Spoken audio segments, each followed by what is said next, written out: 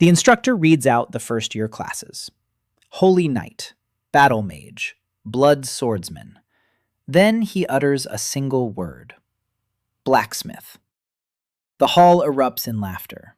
119 pairs of eyes fix on the guy with burn scars on his arms.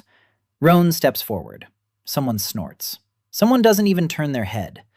The instructor sizes him up and delivers his verdict. The craft quota attends general classes, does not participate in combat drills.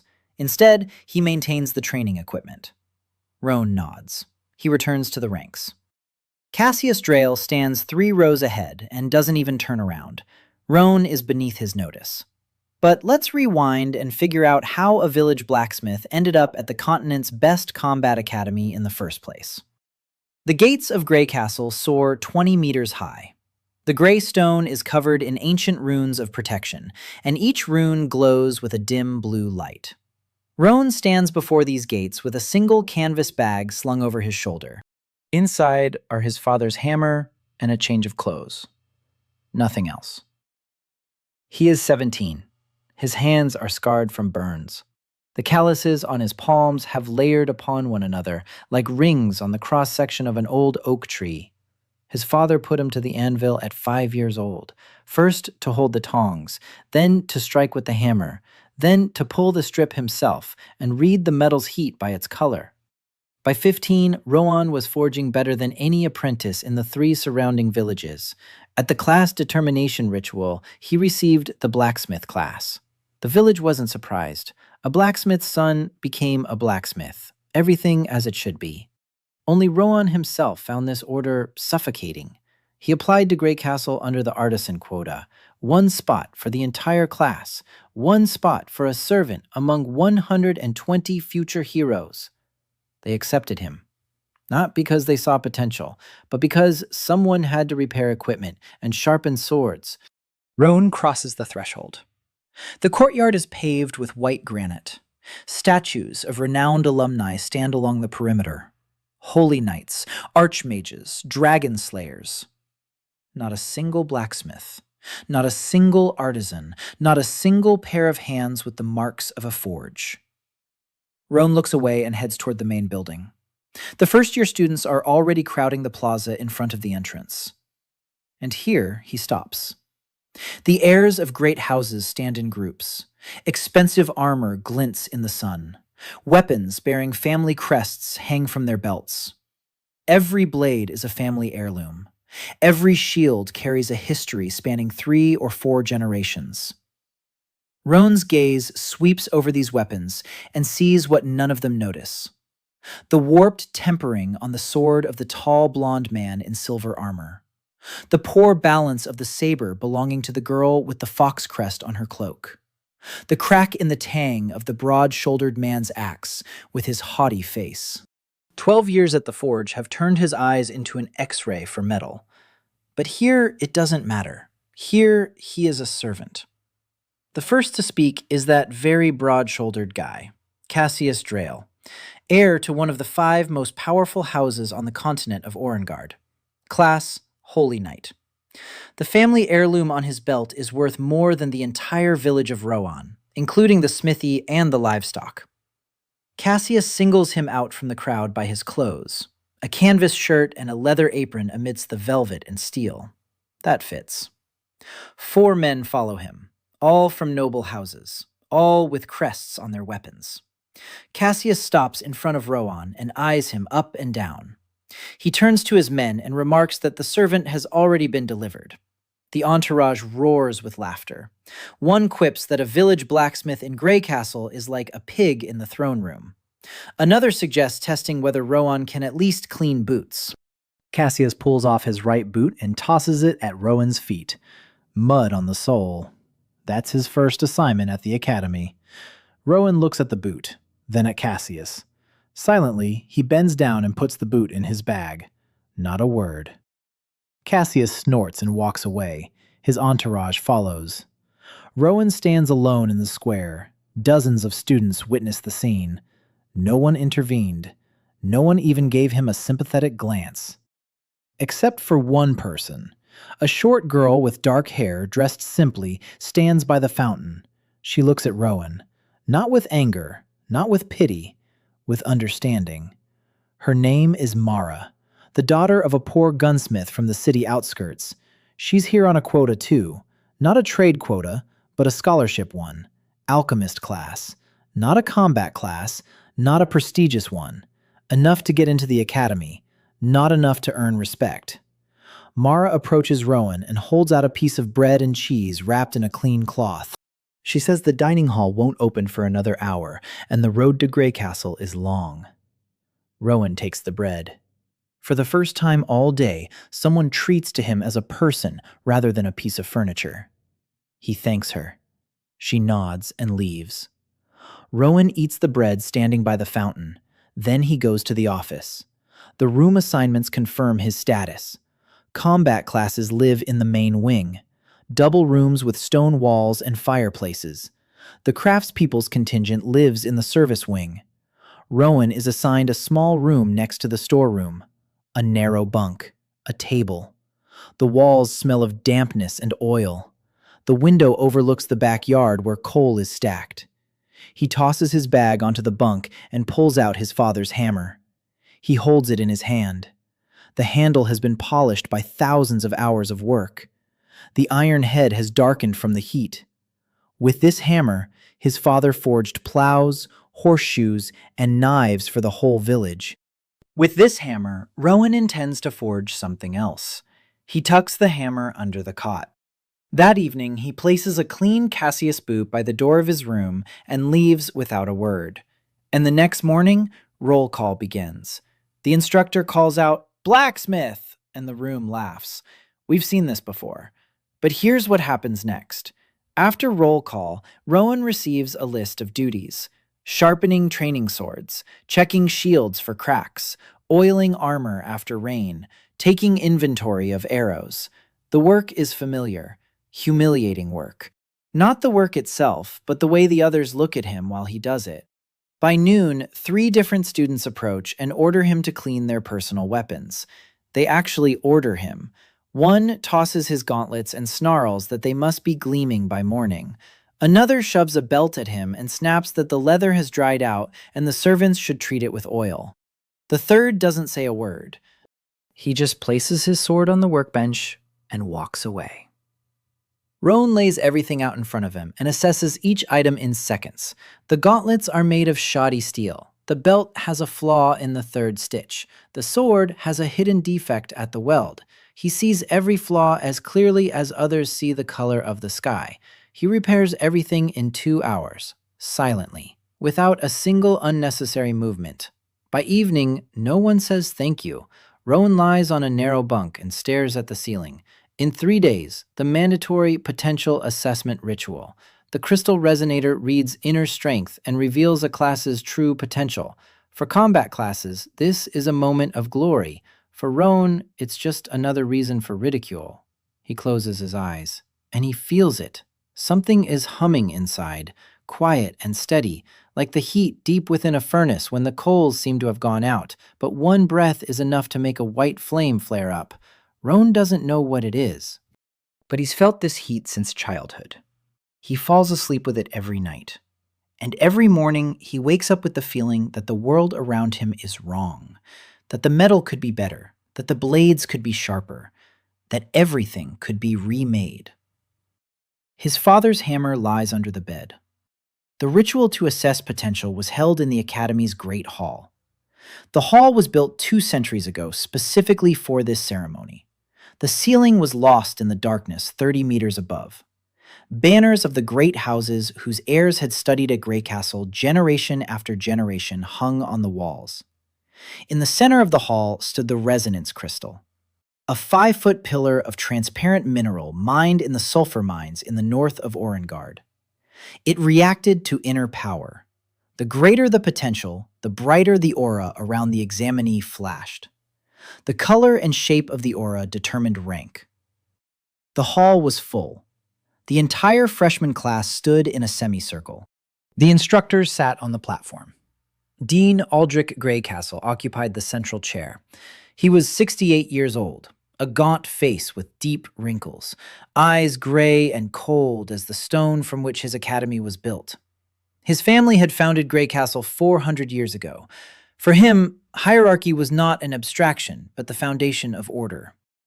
Combat classes above, artisans below. That was how it had always been. That was how it should remain. The ritual began. Students were called up one by one. The first to step forward was the heir of the Ashenvale family.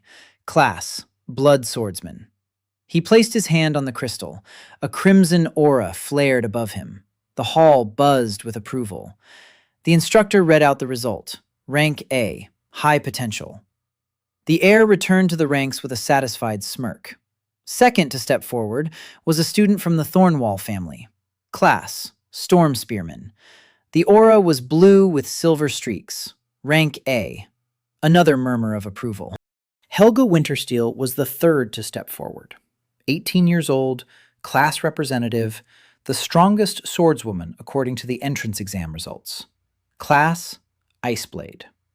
She approached the crystal with not a single emotion on her face. She placed her hand on it. An aura flared white and blue. The hall fell silent. The instructor read the results twice. Rank S. The hall erupted in whispers. A rank S in the first year was a rarity. Helga withdrew her hand and returned to her seat. Her expression didn't change one iota. Icy on the outside, icy on the inside. The ritual continued. One by one, the heirs of the great houses displayed their auras. Most received a B or A rank. 2 received an A+. Cassius Drayle was the second to last to step forward. He placed his hand on the crystal, and gold flared above him. Rank S. The hall buzzed even louder. Cassius turned to face the hall and lifted his chin. He knew they were watching him. He was relishing it. Then he returned to his place and shot a brief glance at Roan. That glance said it all. You're next, and you're nobody. The instructor called out Rowan's name. Blacksmith class. A chuckle rippled through the hall. Rowan stepped from the line. 119 pairs of eyes were fixed on him. Some students were already smiling. One of Cassius's entourage said loudly that it would be interesting to know what rank the shoe tray held. The laughter grew louder. Rowan walked over to Crystal. He placed his palm on it. A scorched and calloused palm. 1 second. Nothing. 2 seconds. Nothing. 3 seconds. Crystal didn't react. The hall began to roar with laughter. Someone shouted that the servant's potential was below 0. Cassius crossed his arms over his chest and smirked. Helga watched impassively. Mara stood in the back row, clenching her fists. 4 seconds. 5. The instructor on the podium had already opened his mouth to say that no rating had been detected. He didn't get the chance. On the 6th second, the crystal twitched. It wasn't a glow, it was a sound. A low hum emanated from the mineral, like a bell struck from within. The laughter cut off. The crystal began to vibrate. Cracks ran across its surface, thin as a hair, then thicker.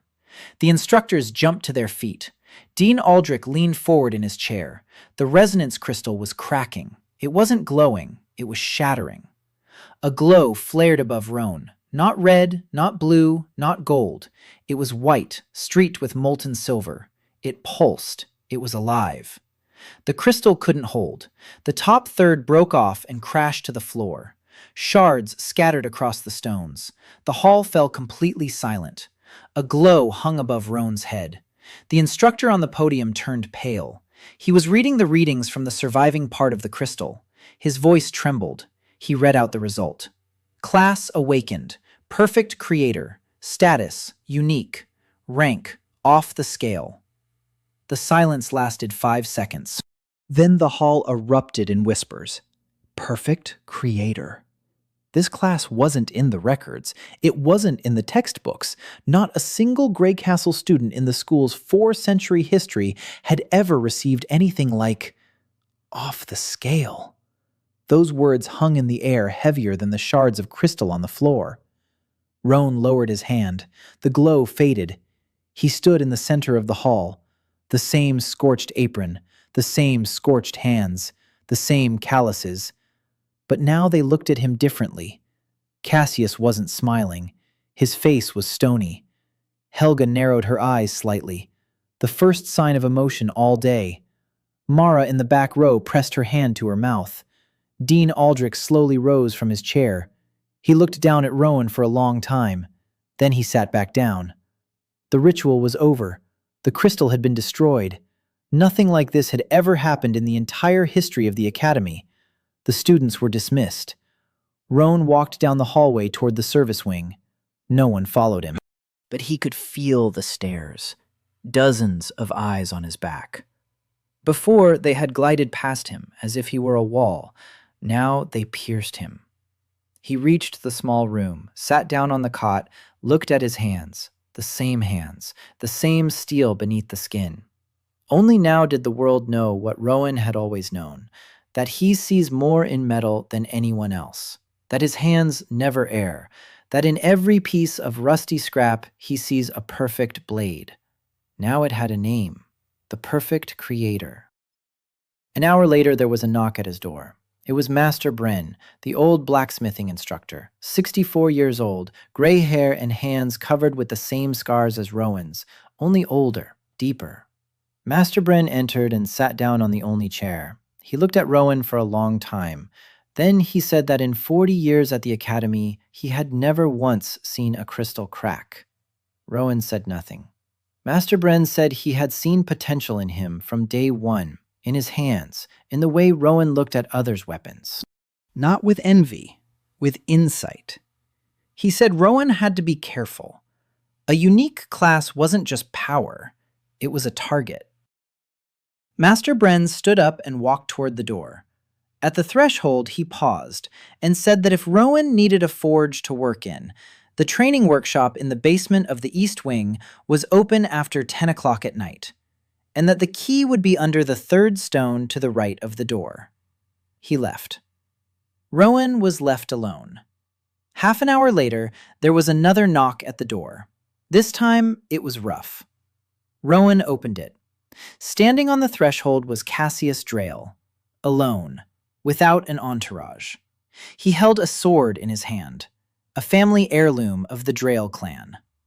The blade had been forged 3 centuries ago by the finest smiths of the era. The steel shimmered with a faint magical glow. The hilt was engraved with a coat of arms, a dragon in a ring of flame. Cassius held the sword out to Rowan, hilt first. He told Rowan to clean it, carefully. The sword was worth more than his entire village. His voice was even, but anger burned in his eyes. Rowan looked at the sword. The perfect creator within him had finally awakened. He saw every layer of steel, every enchantment rune, every micron of its structure, and he saw what no master had seen in 300 years. A hidden tempering flaw at the core of the blade, invisible from the outside, deadly from the inside. The Drayle family heirloom had been operating at 1/3 of its true power for 3 centuries. For 3 centuries, the heirs had wielded a defective sword without knowing it. Rowan took the sword. Cassius turned and left without saying goodbye. Rowan closed the door. He placed the sword on the table and stared at it.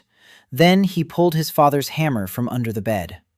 Then he went to look for the third stone to the right of the door in the East Wing. The smithy in the basement of the East Wing hadn't been used in years. Dust lay on the anvil a finger's width thick. The forge was cold. The tools on the wall were covered with a thin layer of rust.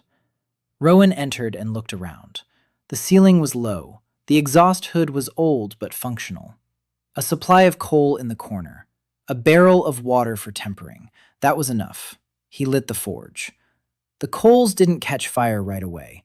He blew on the fire with the bellows for 10 minutes before the flame steadied. Then he placed Cassius's sword on the workbench and stood over it. The creator's gaze activated on its own. Rowan didn't control it consciously. The ability was as much a part of him as breathing. He looked at the blade and saw right through it. 3 layers of steel. The outer layer was hardened correctly. The middle layer had a slight deviation in density. The inner layer, there was a defect there, a microscopic zone of uneven cooling right in the core. The master had made a mistake 3 centuries ago. Maybe he was in a hurry. Maybe he lacked experience. Maybe he simply didn't notice. The result was the same. The blade resonated with the enchantment at 30% of its potential. The magical runes on the blade had been inscribed over this flaw. They worked. But like a fire in a damp hearth, they smoldered instead of blazing. Roan took off his apron and rolled up his sleeves. Perfect forging guided him every step of the way. He didn't think, he knew. He knew at what temperature the core would become malleable. He knew at what angle to strike to align the crystalline structure. He knew how many seconds to keep it in the fire and how many in the water. He placed the blade in the forge. The steel began to redden. Roan waited. When the color reached a cherry orange, he took the blade out and placed it on the anvil. The first blow of the hammer landed precisely on the defect. The sound was clear. Not a ring, not a thud. Something in between, like the voice of metal. The second blow nearby. The third slightly to the left. Roan was working. Every blow landed exactly where the system indicated. Not a single wasted movement. Not a single miss. What would have taken an experienced master weeks of calculations and careful trials, he accomplished in minutes. Intuition, enhanced by his skill, guided his hand with absolute precision. He was reforging the core without destroying the outer layers. It was like surgery.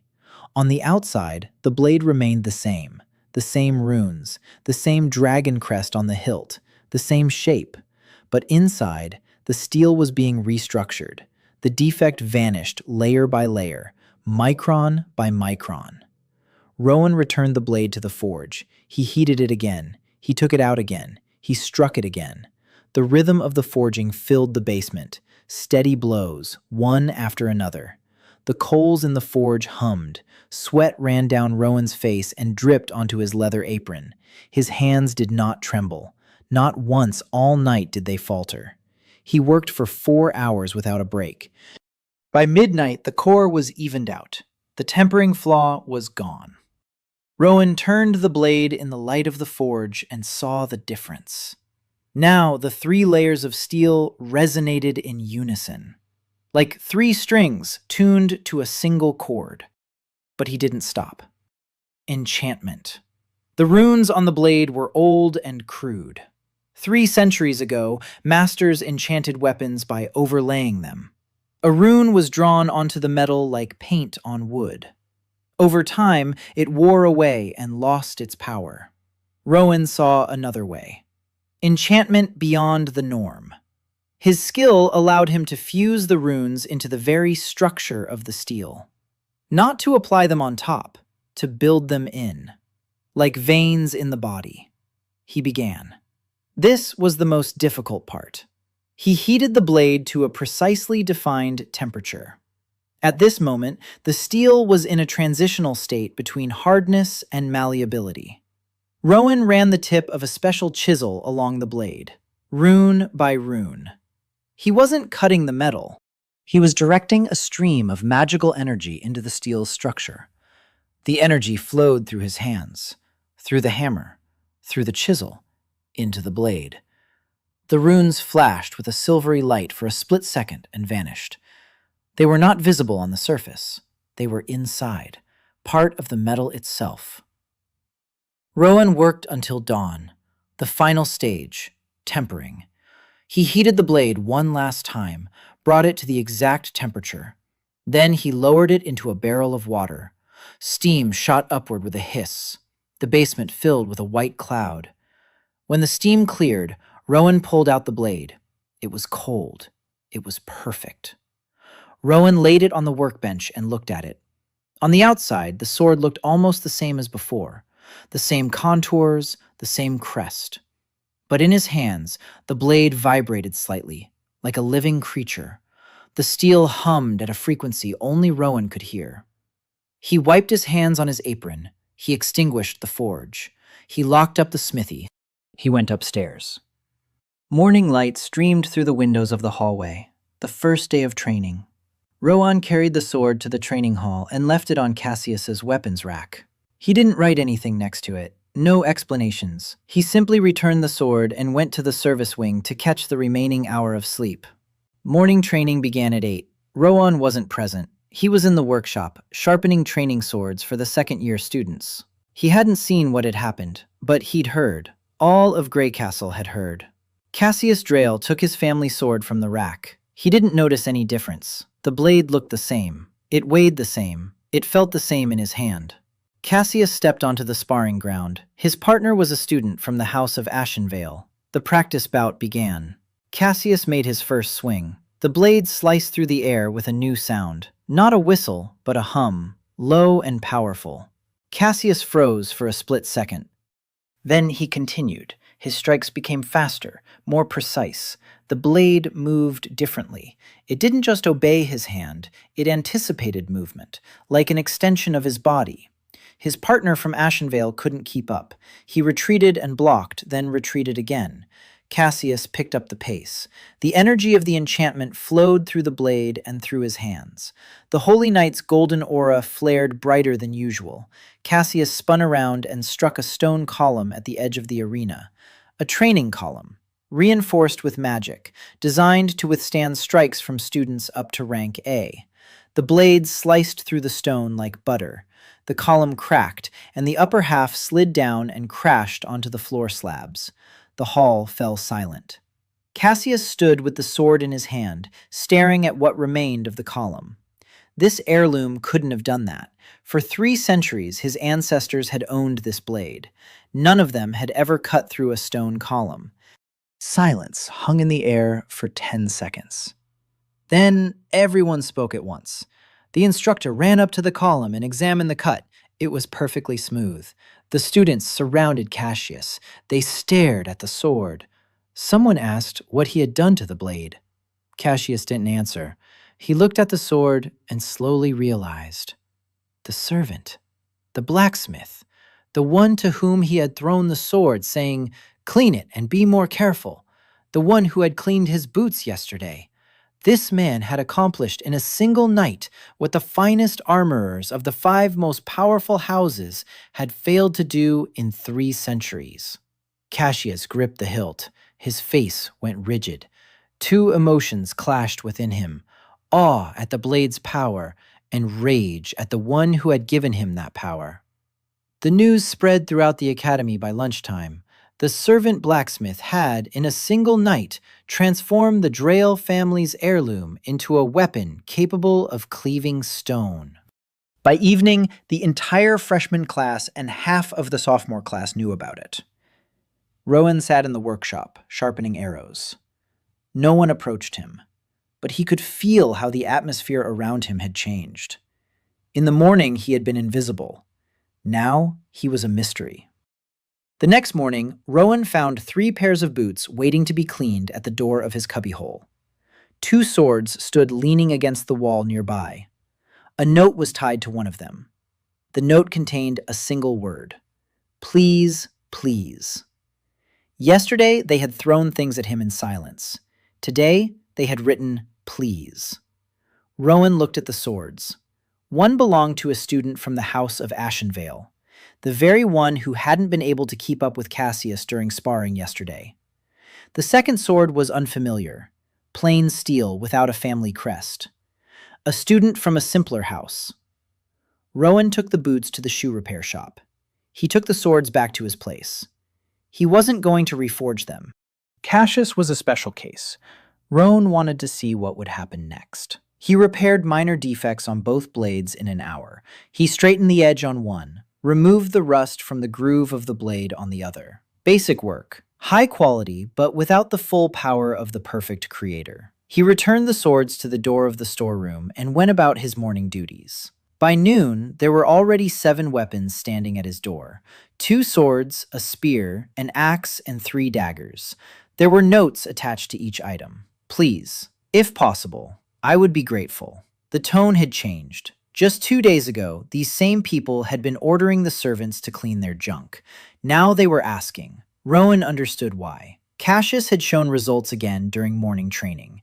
His sword sliced through the air with a hum. His strikes had become an order of magnitude more precise. The combat instructor challenged Cassius to an exhibition match.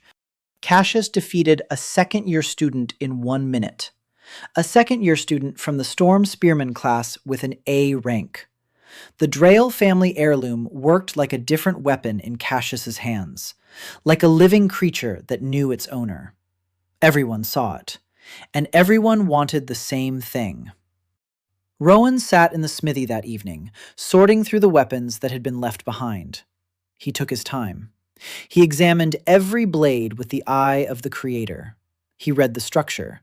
He found defects. He cataloged the problems. The sword from the Ashenvale family had 3 hidden defects and an outdated enchantment. The spear was forged from good steel, but without an understanding of balance. The axe was crudely made. It was suitable for chopping wood, not for combat. The daggers were mediocre. Roan set everything aside except the Ashenvale sword. He could improve that one significantly. The rest required not repairs, but a complete overhaul. And for that, he needed materials he didn't have. And time. His day was still filled with his duties as a servant. He sharpened training swords, inspected shields, and oiled armor. That took 8 hours. The forge was only accessible after 10 o'clock at night, 6 hours to work before dawn. Roan didn't complain. He was used to the forge. 12 years at the anvil had toughened his endurance no less than any combat training. He worked on the Ashenvale sword at night. He fixed 2 of the 3 defects. The third required reforging the core, and for that he needed a special hardening compound that wasn't available in the training forge. Roan returned the sword with a note saying he had done his best under the circumstances. In the morning, a student from the Ashenvale clan took his blade to training. He didn't split the log, but his strikes had become faster and more confident. His sparring ranking rose 3 spots in a single morning. By lunchtime, the word had spread even further. Now it wasn't just the freshmen talking about Roan. The sophomores and juniors began taking an interest in the blacksmith from the service wing. After lunch, Helga Wintersteel approached Roan. She found him in the workshop sharpening arrows. She stood in the doorway and watched him in silence. Roan looked up. Helga, class representative, rank S. Ice Blade, the strongest swordswoman in the class. Her face betrayed no emotion. She hadn't brought a weapon. She didn't ask for anything. She just stood there and watched. After a minute, she asked if it was true that he had reforged Drael's relic in a single night. Roan said it was true. Helga asked how. Roan said he had spotted a flaw and fixed it. Helga was silent for a moment. Then she said she wanted to see him at work. Not now, when he was in the forge. Roan shrugged and said the forge opened after 10. Helga nodded and left. No thank you, no goodbye. Ice. That same evening, something else happened. Roan was heading toward the east wing when one of the instructors intercepted him. Not Master Bren, another one. The instructor of enchantment theory. An older man with a piercing gaze and the coat of arms of a minor noble house on his robe. He stopped Roan and said he'd like to have a chat. He spoke politely, but beneath the politeness lay something else. Calculation. The professor said that the perfect creator class was a unique phenomenon.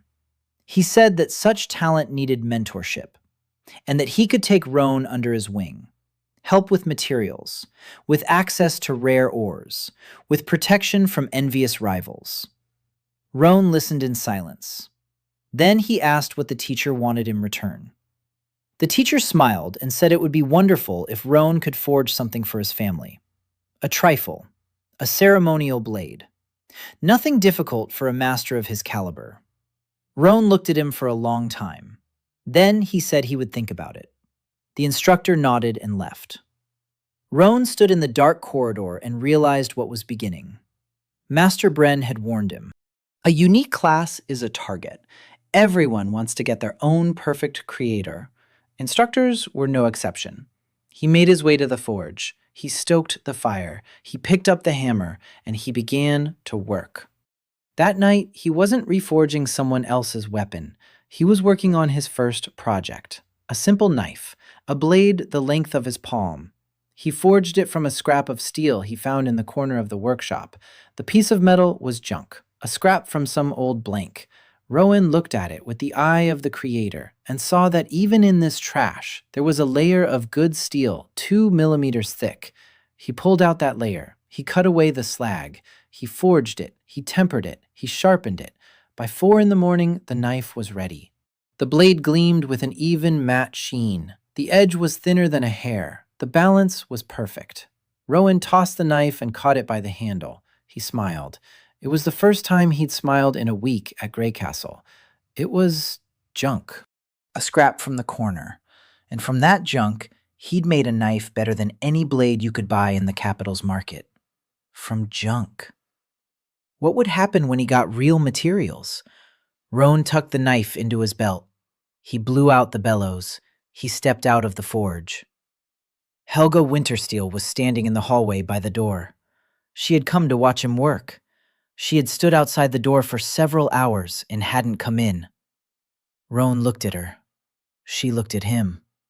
Helga said she had heard every blow of the hammer through the door, and that the rhythm was perfect, not a single wasted blow.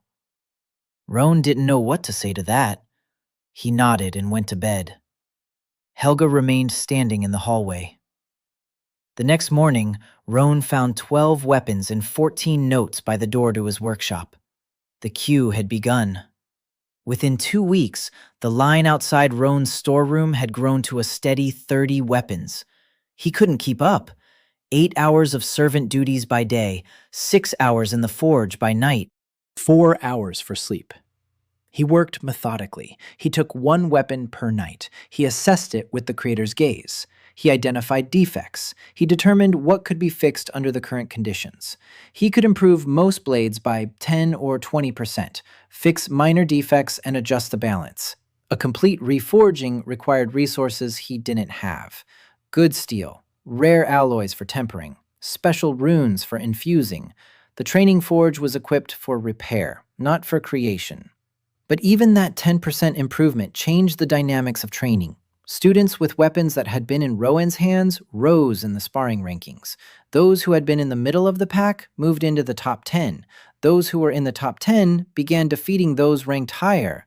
The hierarchy of combat rankings, which had been considered stable, began to shift, and everyone saw the reason. A single blacksmith in the basement of the East Wing. Among those who saw it was Seraphine Valcourt, 17 years old, heiress of the Valcourt family, one of the 3 great knightly houses of Orengard. Class, Knight of the Crimson Dawn. Rank, A+. Red hair down to her shoulder blades, and a gaze that made younger students avert their eyes. Her family sword was called the Dawn Thorn, forged 5 centuries ago, 2 centuries older than the Drael relic. The Valcourt family had built its reputation on this blade, generation after generation.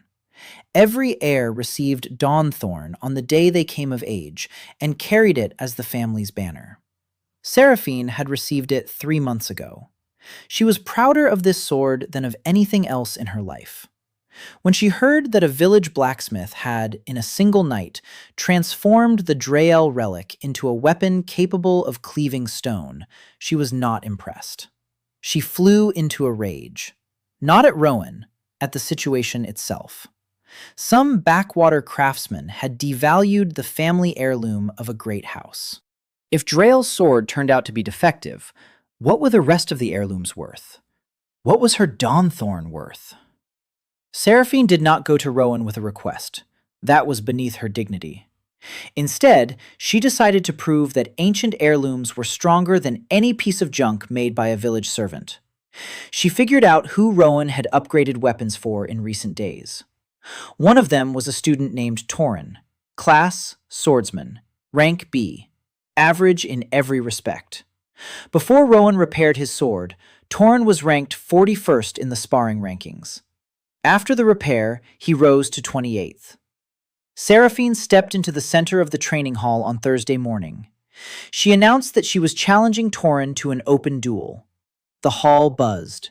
Rank A+ versus rank B. The heiress of a great house versus a middle-of-the-road fighter. This wasn't a competition, it was a statement. Seraphine wanted to show the entire academy that no blacksmith could bridge the gap in class and bloodline. Torn paled, but accepted the challenge. Refusing an open duel at Greycastle was considered a disgrace. They stepped onto the arena. Torn held the sword that Roan had reforged 3 days earlier. A simple blade without a crest, but with its balance adjusted and its edge sharpened. A 10% job. Not a complete reforge, not a masterpiece. Just a repair. Seraphine drew Dawnspike. The 5-century-old relic glowed with a ruby light. The enchantment was ancient and powerful. At least, so it seemed. Rowan stood in the corner of the hall by the training equipment rack. He looked at Dawnspike.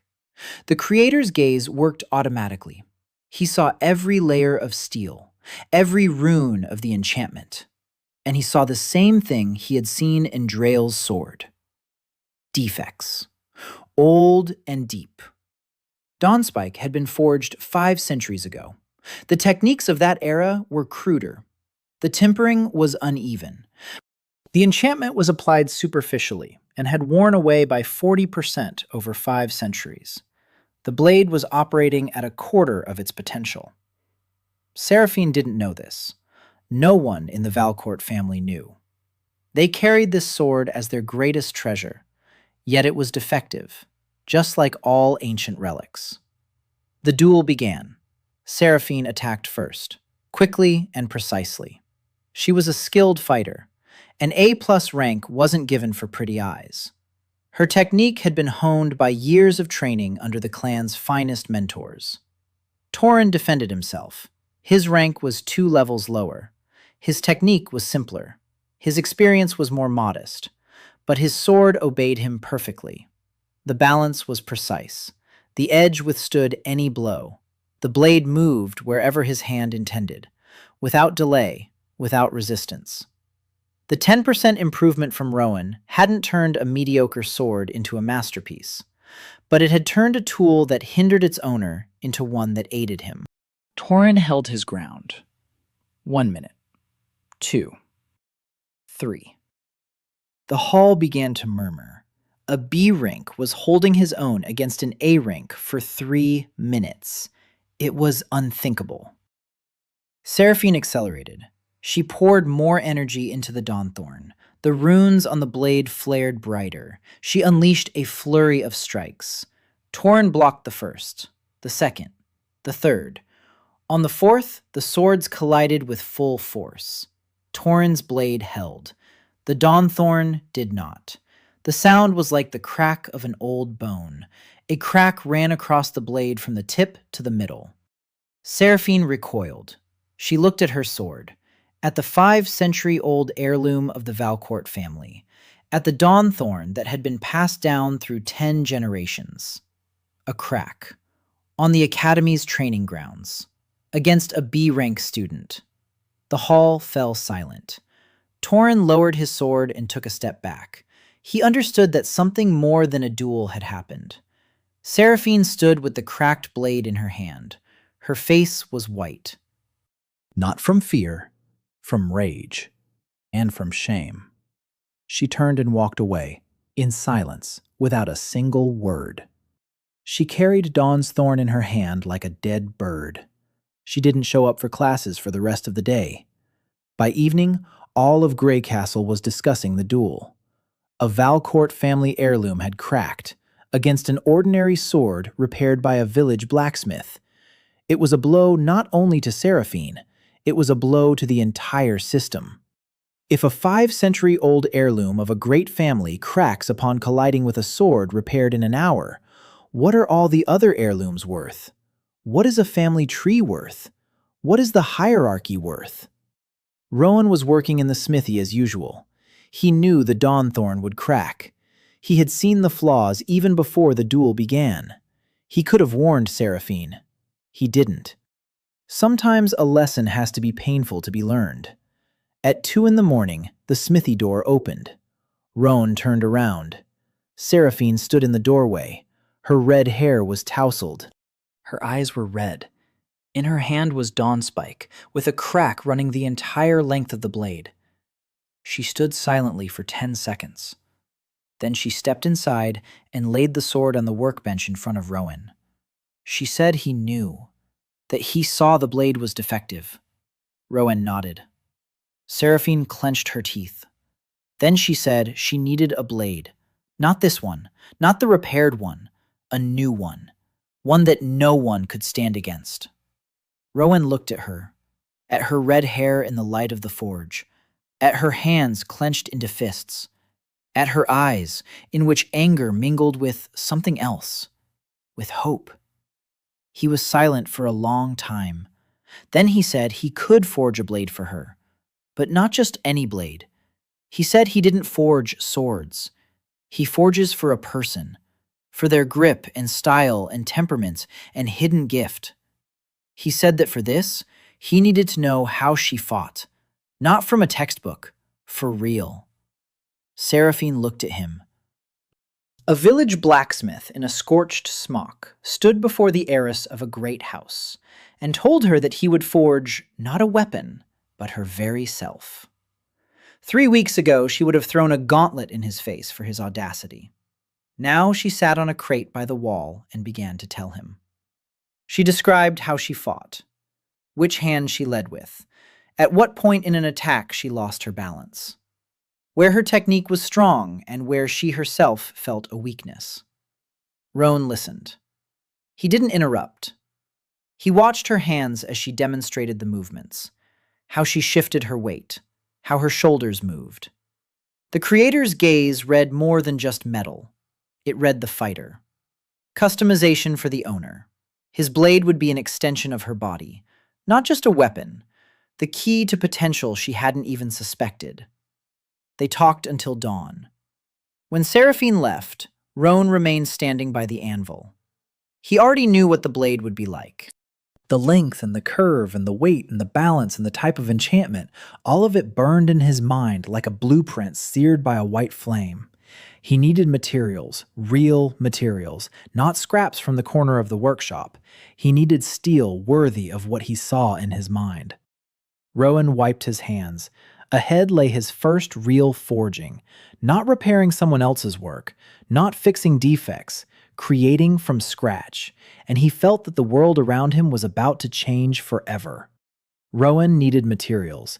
The training forge gave him only scrap steel and old scraps. That was enough for repairing someone else's weapons. But to forge a new blade from scratch, it was like a handful of sand for building a fortress. He needed a specific kind of ore, steel with a high magical conductivity. They called it living steel. It was mined in 3 mines north of Orangard and cost so much that a single ingot could buy a house in the capital. Roan had neither money nor connections. He had only his hands and his skill. In the morning, he went to see Master Bryn. The old teacher was sitting in his workshop behind the blacksmithing desk. Textbooks and alloy samples lay scattered around him. On the wall hung blade designs marked with red ink. Master Bryn looked up at Roan. He knew why the young man had come. Roan said he needed living steel. Master Bryn was silent for a long time. Then he stood up and walked over to an old cabinet in the corner of the workshop. He opened the bottom drawer. He took out a bundle wrapped in oiled cloth. He unwrapped it. Inside lay a bar, a small one, about the size of 2 fists. Dark steel with a slight bluish tint. Living steel. Master Bryn said he had kept this bar for 30 years. He bought it in his youth when he still believed he could forge something great. Then he realized that the limitations of an ordinary blacksmith would prevent him from using this material to its full potential. The ingot had lain in a box for 3 decades, waiting. Master Bryn said that now he knew who this metal had been waiting for. He handed the ingot to Roan. Roan took it in his hands. The creator's gaze flashed instantly. He could see the ingot's internal structure as clearly as an open book. The crystal lattice was dense and uniform. Its magical conductivity exceeded that of standard steel 12-fold. That would be enough. Not for a perfect blade, but for a very good one. Roan thanked Master Bren. The old man waved him off and said he would accept his gratitude in the form of a finished blade. He wanted to see what the perfect creator was capable of with real material. Roan returned to the forge that evening. He placed the ingot of living steel on the anvil and stood over it for 10 minutes, without moving. He was mapping out the entire forging plan in his head, every stage, every strike, every degree of temperature, every second of quenching. Perfect forging allowed for no improvisation with such material. One mistake and the ingot would be ruined. There would be no second chance. Roan lit the forge. The coals breathed heat. He placed the ingot in the fire. Living steel heated more slowly than usual. It resisted. Metal with magical conductivity had a will of its own. Not a mind, but something like inertia. It didn't want to change. Roan waited. 15 minutes in the furnace. 20. 25. At the 30-minute mark, the ingot began to change color. From dark blue to cherry red. From cherry to orange. Roan pulled it out with tongs and placed it on the anvil. The first blow. The hammer came down right in the center of the ingot. The sound wasn't like that of ordinary steel. Deeper, richer, as if the metal were singing. Roan struck again and again. The rhythm of the forging filled the basement. He was drawing the ingot into a strip, slowly and precisely. Each blow shaped the future blade. Length, width, thickness, curvature. All of this was laid down from the very first blows. Roan was forging for Seraphine, to fit her height of 172 centimeters, to fit her right hand with its slightly stronger wrist, to fit her style of attacking with a short swing and twisting her wrist at the last moment, to fit her habit of shifting her weight to her left leg when defending. Every millimeter of the blade took her body and her style into account. This was something no family heirloom could do. Heirlooms were forged for an abstract warrior. Roan's blade was forged for a specific person. He worked 3 nights in a row. During the day, he performed his duties as a servant. At night, he stood at the anvil. He slept for 2 hours between dawn and the start of classes. On the second night, the smithy door opened. Roan turned, expecting to see Helga. But it wasn't Helga. Standing in the doorway was a girl Roan had never seen before. She was short. Her light hair was pulled back in a ponytail. Her large eyes weren't looking at Roan, but at the red-hot metal on the anvil, with a hungry gleam, a scientific gleam. She entered without invitation. She walked up to the anvil and leaned so close to the workpiece that the heat singed her bangs. She didn't flinch. She said the recrystallization structure was anomalous, that with standard forging of living steel, the grain size increases by 30%, but here it had decreased. She asked how he did it. Roan looked at her. He didn't know who she was. She noticed his gaze and introduced herself. Princess Leora, 16 years old, class Royal Alchemist, third in line to the throne of Orengard. She was at Greycastle not for combat training, but for research. She was studying magical materials and their interaction with class abilities. When she heard the rumor about the blacksmith who had caused a crystal to crack and then reforged an ancient relic, she couldn't stay on the sidelines. Leora said she needed to see the process. Not the finished result, but the process itself. How the metal reacts to his blows, how the runes are fused into the structure, how the perfect creator class interacts with matter. Roan said he was working right now and couldn't be distracted. Leora nodded and moved over to the wall. She took a notebook and a quill from her bag. She sat down on a crate and began to take notes. She didn't get in the way. She didn't ask questions. She simply observed and wrote. Roan returned to his work. To his surprise, her presence wasn't annoying. Leora watched his forging just as he himself watched the metal, with understanding, with a hunger for knowledge. He forged. She wrote. By dawn of the third night, the blade was almost ready. All that remained was the enchantment, the most important part. Roan heated the blade to the transition temperature. At that moment, living steel opened up. Its crystalline lattice became receptive to the magical flow. The window lasted 90 seconds. In those 90 seconds, he had to fuse all the runes. Roan began, the chisel in his right hand, a stream of energy through his left palm into the blade, rune after rune. An enchantment of enhancement, an enchantment of speed, an enchantment of resonance with the owner's aura, and the final rune, unleashing potential, the pinnacle of the class. This rune didn't merely enhance the weapon, it created a bond between the blade and its owner. Roan's weapon was not a tool, it was a catalyst. It uncovered the warrior's hidden potential and brought it to the surface. Roan fused the final rune 3 seconds before the window closed. The blade flashed with a silvery light. Then the light faded and the steel cooled. Leora, standing behind him, stopped writing. Her pen froze over the notebook.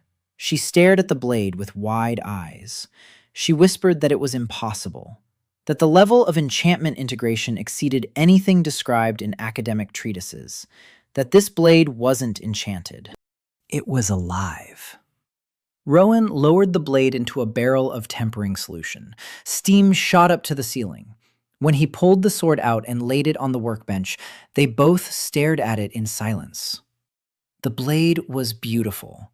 Not the rough beauty of old relics with ornate engravings and gold inlays. The pure beauty of perfect form. The blade was slightly curved, the ideal length for Seraphine's height. The hilt fit her grip. The balance was shifted 2 millimeters toward the tip to suit her style of attack. The steel shone with a matte silver sheen and a slight bluish tint. Roan wiped his hands on his apron. 3 knights, 1 ingot, 1 blade. The perfect creator's first true creation. Roan handed the blade to Seraphine on the 4th morning. He found her on the training grounds. She was standing apart from the other students. Ever since the dawn thorn had cracked, she had been training with a practice sword from the communal rack, ordinary steel without enchantment. For the heiress of a great house, it was a humiliation equal to a public slap in the face. Roan approached and handed her the sword. No rapping, no solemn words. He simply held out the hilt. Seraphine took the blade. Her fingers wrapped around the hilt and she froze. The hilt fit perfectly in her palm, as if it were part of her hand, as if it had grown from her wrist. She raised the sword to eye level. Balance. She swung the blade left and right. The weight moved exactly where she wanted it to, without resistance, without hesitation. She made a test swing, short, familiar. Her signature strike with a twist of the wrist. The blade sliced through the air with a faint hum. Not the whistle of ordinary steel, not the heavy rumble of a relic, the pure sound of living metal. Seraphine lowered the sword and looked at Roan. Her eyes were wide open. She said it felt different. Roan nodded. He said it was because the sword was made for her, only for her. It wouldn't suit anyone else on the continent the way it suited her. Seraphine stepped onto the training ground. The combat instructor had assigned her a sparring match with a 3rd-year A-rank student. Routine training. Seraphine took her stance, blade in her right hand, feet shoulder-width apart, weight on her left leg. Everything as usual. But when she moved, everything became unusual.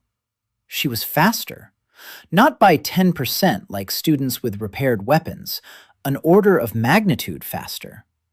The blade moved with her, not like a tool in her hand, like an extension of her body. The rune of potential unlocking was working. It was revealing what lay hidden deep within Seraphine, a hidden reserve of speed, a hidden reserve of strength. Potential that hadn't been unleashed because the old weapon held it back. For 5 centuries, Dawn's Thorn had given the Valcourt family 20% of their capabilities, and they considered that the pinnacle. Roan's blade gave Seraphine 95.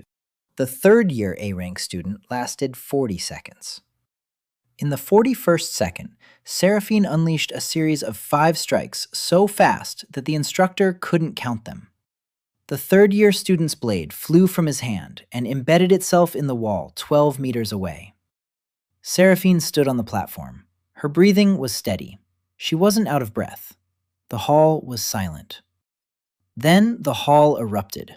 An A-rank third-year student defeated by a first-year in 40 seconds. It wasn't just the result of a good weapon. It was the result of a weapon that had unlocked the warrior within. Seraphine looked at the blade in her hand. Then she looked at Roan. He was standing by the wall, wiping his hands with a rag. He wasn't smiling. He was just watching. Seraphine approached him after the training session. She was silent for a long time. Then she said that 3 weeks ago she would have called him a servant, that she had been blind and foolish, that the blade he had forged was worth more than the entire Valcourt family inheritance, and that she wanted him to forge only for her. Roan looked at her and said he had a long line of people waiting. Seraphine pressed her lips together. Something new flashed in her eyes. Not anger, not pride, jealousy. Toward those standing in line, toward those for whom Roan could forge weapons instead of her. She turned and walked away, but Roan knew she would return.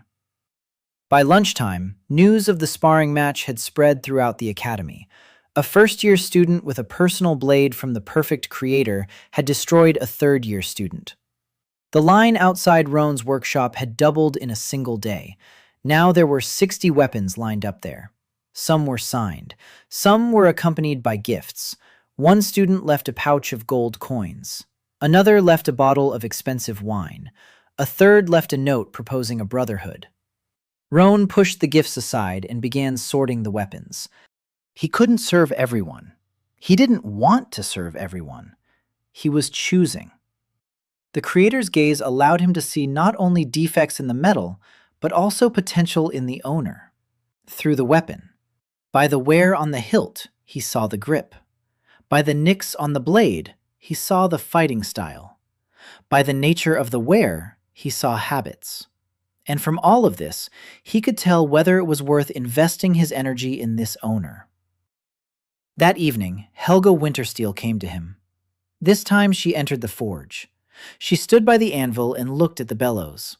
Then she placed her sword before Roan, a personal weapon, not a family heirloom, her own blade, forged by the finest master of the Wintersteel clan 5 years ago. Good work, Roan could tell. Pure steel, proper tempering, decent enchantment. But by the standards of the perfect creator, it was like a student's craft project. Helga said she wanted a blade just like Seraphine's. No, better. Roan looked at her, icy eyes, icy face, not a single superfluous emotion. But there was a note in her voice he hadn't heard before. Helga Wintersteel wanted something, and that desire cost her effort. She wasn't used to wanting. She was used to having. Roan said that to forge a personal blade, he needed to know how she fought. Helga nodded. She drew her training sword and took a stance right in the forge. 3 square meters of open space. Enough. She performed a series of movements, slowly, demonstratively. Every movement was perfect, mathematically precise, without a single millimeter out of place. Roan watched. The creator's gaze read her body. A different style, a different warrior. Seraphine was fire, fast and fierce. Helga was ice, precise and relentless. She needed a completely different blade. Roan said he needed another batch of living steel. Helga said she'd get it. The Wintersteel clan controls one of the 3 northern mines. The ingot would be ready in a week. Roan nodded. Helga took her sword and headed for the door. She stopped at the threshold. She didn't turn around. She said that the sound of his hammer could be heard in the East Wing's hallway at night, and that it was the only sound in the academy she didn't want to drown out. She left. Roan stood at the anvil. The two strongest girls in the class both want his blade. Both want him to forge only for them. Both look at him the way no one has ever looked at a village blacksmith. He didn't know what to do with that. He only knew what to do with metal, and the metal was waiting. Roan stoked the forge and set to work repairing yet another blade in the queue. The work never stopped. The ingot from the Wintersteel family arrived 5 days later. Not one, 3. Helga brought them personally to the forge in a linen bag, each the size of a fist. Pure living steel of the highest grade. On the market, 3 such ingots were worth as much as an estate. Helga placed the sack on the workbench and said it was an advance. Roan looked at the ingots with the eye of the creator. The quality was superior to that of Master Bren's ingot. Denser, purer, magical conductivity 15 times higher than standard steel. From one ingot, he would forge a blade for Helga. The 2 remaining ingots were a reserve, the first real reserve of materials in all his time at the academy. Roan began work on Helga's blade that very night. Different metal, different person, different forging. For Seraphine, he would have forged a fast blade with an emphasis on speed and follow-through. For Helga, he needed a different philosophy. Her style was based on precision. Every one of Helga's strikes went to a single point. She didn't chop, she pierced. She found a gap in the defense and put all her strength into a single thrust or a single cut. Roan forged a straight blade, narrow, rigid, with a tip sharpened to an atomic edge, perfectly balanced in the center. Not a single ounce of excess weight. The blade was meant to be a needle in a surgeon's hands, icy and precise, just like Helga herself. He crafted the enchantment differently. For Seraphine, the rune of unlocking potential enhanced speed and power. For Helga, the same rune was meant to enhance perception. Helga was already precise, but with Rowan's blade, her precision was meant to transcend human limits. She was meant to see gaps in the enemy's defense before they even appeared. He worked for 2 nights. On the 3rd night, Leora came. Not to watch, to talk. The princess sat down on her usual box by the wall and said she had analyzed the records, that she had performed a spectral analysis of the residual magical radiation in the forge, that the results were impossible. Roan kept working. Leora spoke. She said that standard enchantment theory assumes that the magical flow goes from the source through a conductor into the material. The master directs the energy into the rune, and the rune attaches itself to the surface. But what Roan does doesn't fit this pattern. His magical flow doesn't go through the rune into the material. It goes through the material and creates the rune from within, as if the metal itself decided where the rune should be. Leora said that this turned the entire theory of enchantment taught at the academy on its head. Roan stopped. He looked at Leora. She was sitting on a crate, a notebook on her lap. Her eyes burned with the fire that people obsessed with an idea have. Not greed, not calculation, pure scientific hunger. Roan said he didn't think of it in terms of theory. He simply felt where the rune should go. The metal showed him. Leora leaned forward and said that this was precisely what made his class unique, that the perfect creator isn't just a master with enhanced skills. It's a class that provides a direct connection to matter. Roan talks to metal, and the metal answers. Rowan remained silent. He returned to the anvil. But Leora's words lingered in his mind. Talking to metal. He had never put it that way, but it was true. Ever since childhood, from his first day at his father's forge, he heard the metal, felt it, knew what it wanted. By the 4th night, the blade for Helga was ready. Roan laid it on the workbench next to the hammer. Straight, narrow, silvery steel with a barely noticeable bluish tint. The blade didn't hum like Seraphine's weapon. It rang out, thin and clear, like an ice crystal in the wind. In the morning, Roan handed the blade to Helga. She took it. Her fingers closed around the hilt. For a split second, her face changed. The icy mask cracked. Her eyes widened. Her lips parted slightly. Then the mask returned. But Roan saw it. He saw that moment. Helga stepped onto the training ground. Her sparring partner was the best swordsman in the second year, rank A+, a year more experience. The fight began. Helga moved. The blade in her hand became invisible. 3 strikes per second, each one on target, each one into a gap her opponent hadn't yet opened, but which Helga saw a split second before it appeared. The rune of perception was working. The second-year student couldn't keep up.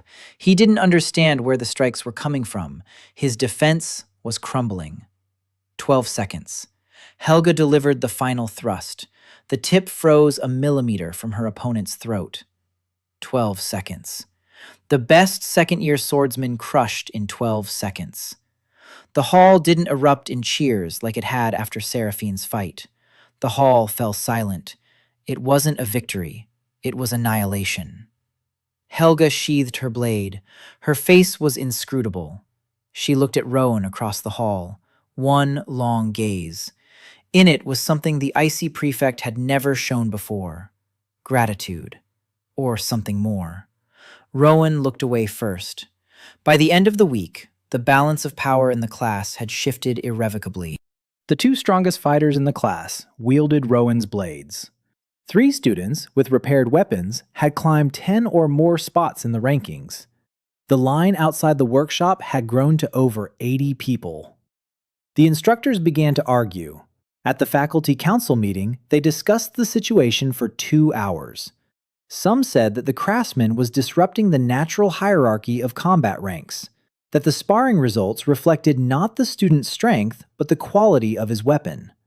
Others objected that a weapon had always been part of a warrior's strength, and that Roan had simply demonstrated how important that part was. Master Bren remained silent and smiled. Dean Aldrich Greycastle remained silent and did not smile. Cassius Drayle wasn't smiling either. His family heirloom was still the most powerful weapon in the class. Roan's reforging had made it magnificent, but now there were 2 blades beside it, crafted from scratch for specific owners. And these blades outshone even the improved Drayle heirloom. Cassius watched Seraphine and Helga during training. They moved differently. They fought differently. They had grown stronger not because they trained more, but because the servants' weapons had unlocked something in them that centuries of lineage could not. It was unbearable. Cassius gathered his entourage that evening in the common room of the main wing, 4 heirs from allied houses. He said that the blacksmith was becoming a problem, that if this continued, in 6 months, the hierarchy of families at the academy would collapse, that students would begin to measure strength not by bloodline, but by whom Roan had chosen. One of the entourage suggested filing a complaint with the dean. Cassius shook his head. The dean wouldn't help. The dean is watching and waiting. Another suggested intimidating the blacksmith. Cassius looked at him for a long time. Then he said that servants shouldn't be intimidated. Servants need to be put in their place, and that he knows how. Cassius's plan was simple and brutal. An interclass tournament was scheduled to take place in a week, an annual event at Greycastle. All 3 classes, 120 fighters from each, open matches, ranking bouts, a final bracket of the top 16. The winner would receive the title of First Blade of the Academy for the current year. Cassius intended to use the tournament to humiliate Roan publicly. Not Roan himself. He couldn't challenge the blacksmith to a duel. Roan wasn't a fighter and didn't participate in the tournament. But Cassius could crush those who wielded Roan's weapons, prove that no amount of forging could replace lineage and rank, and that a servant remains a servant no matter how well he swings a hammer. To do this, he needed to become stronger. Cassius came to Roan 3 days before the tournament. He entered the forge in the evening without knocking. Roan was working on the next blade in line. He looked up. Cassius was standing in the doorway. The golden heir. Broad shoulders, perfect posture. On his belt, a family heirloom reforged by Rowan's own hands. Cassius said he wanted an upgrade, a complete one, just like Seraphine's, a personal weapon, tailored to him. Rowan looked at him in silence. Cassius added that he would pay any price. Rowan set down his hammer and said it wasn't about the price. He said he forges for those he chooses himself, not for money, not on command, by his own decision. Cassius's face froze. He asked what decision Rowan had made about him. Rowan said none yet. Cassius clenched his teeth. He said that at the tournament he would prove he didn't need handouts from a servant, that the Drayle family heirloom and his own strength were superior to any trinkets made by a village blacksmith. He turned and left.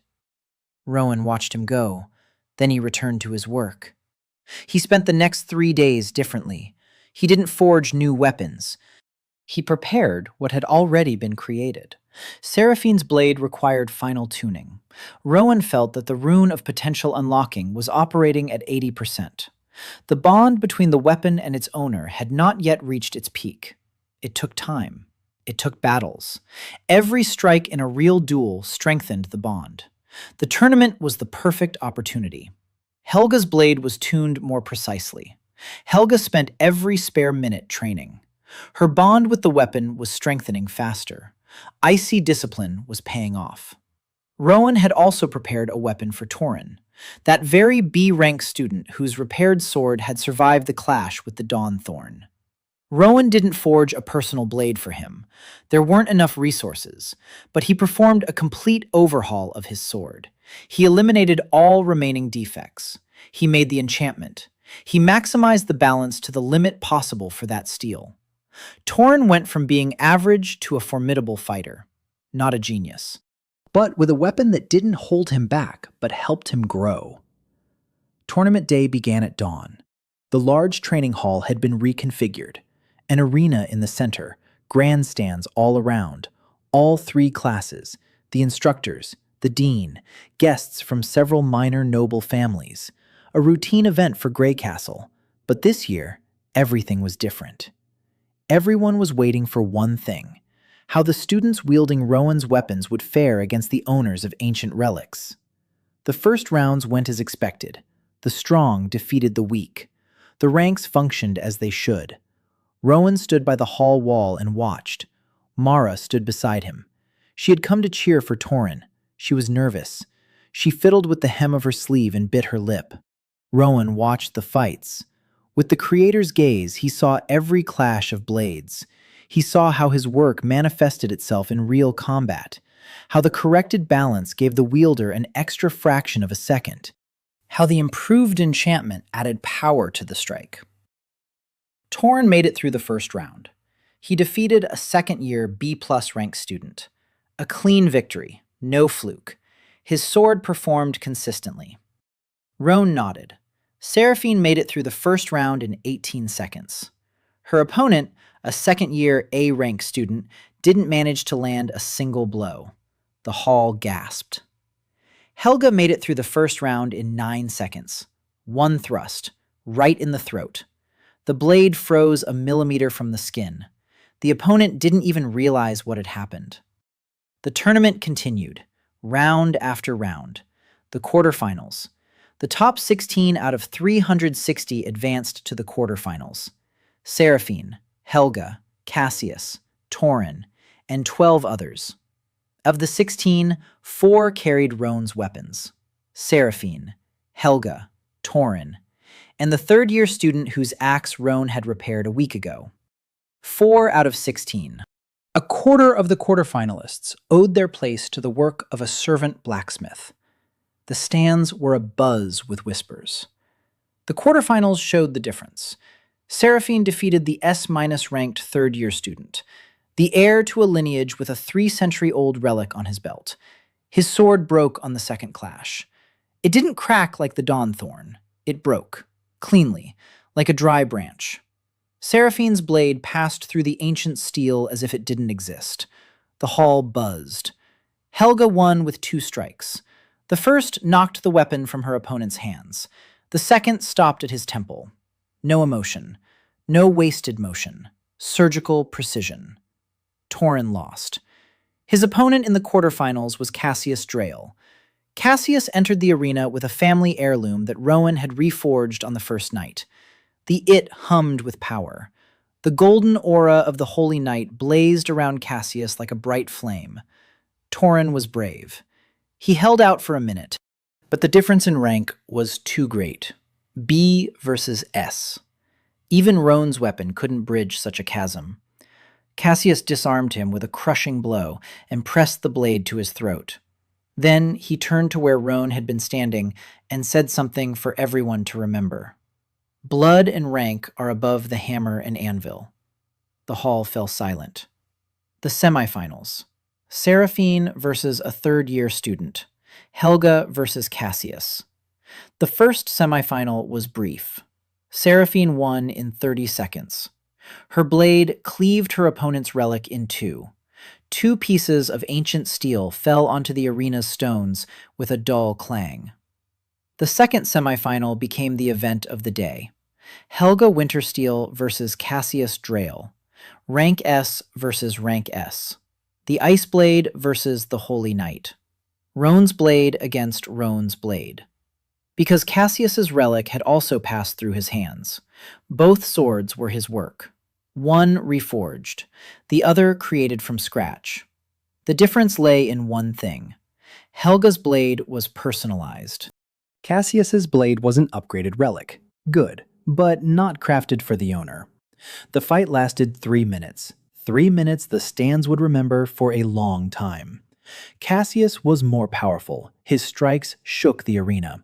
A golden aura flared with every swing. He pressed with strength and speed. Helga was more precise. She didn't block, she dodged, by millimeters.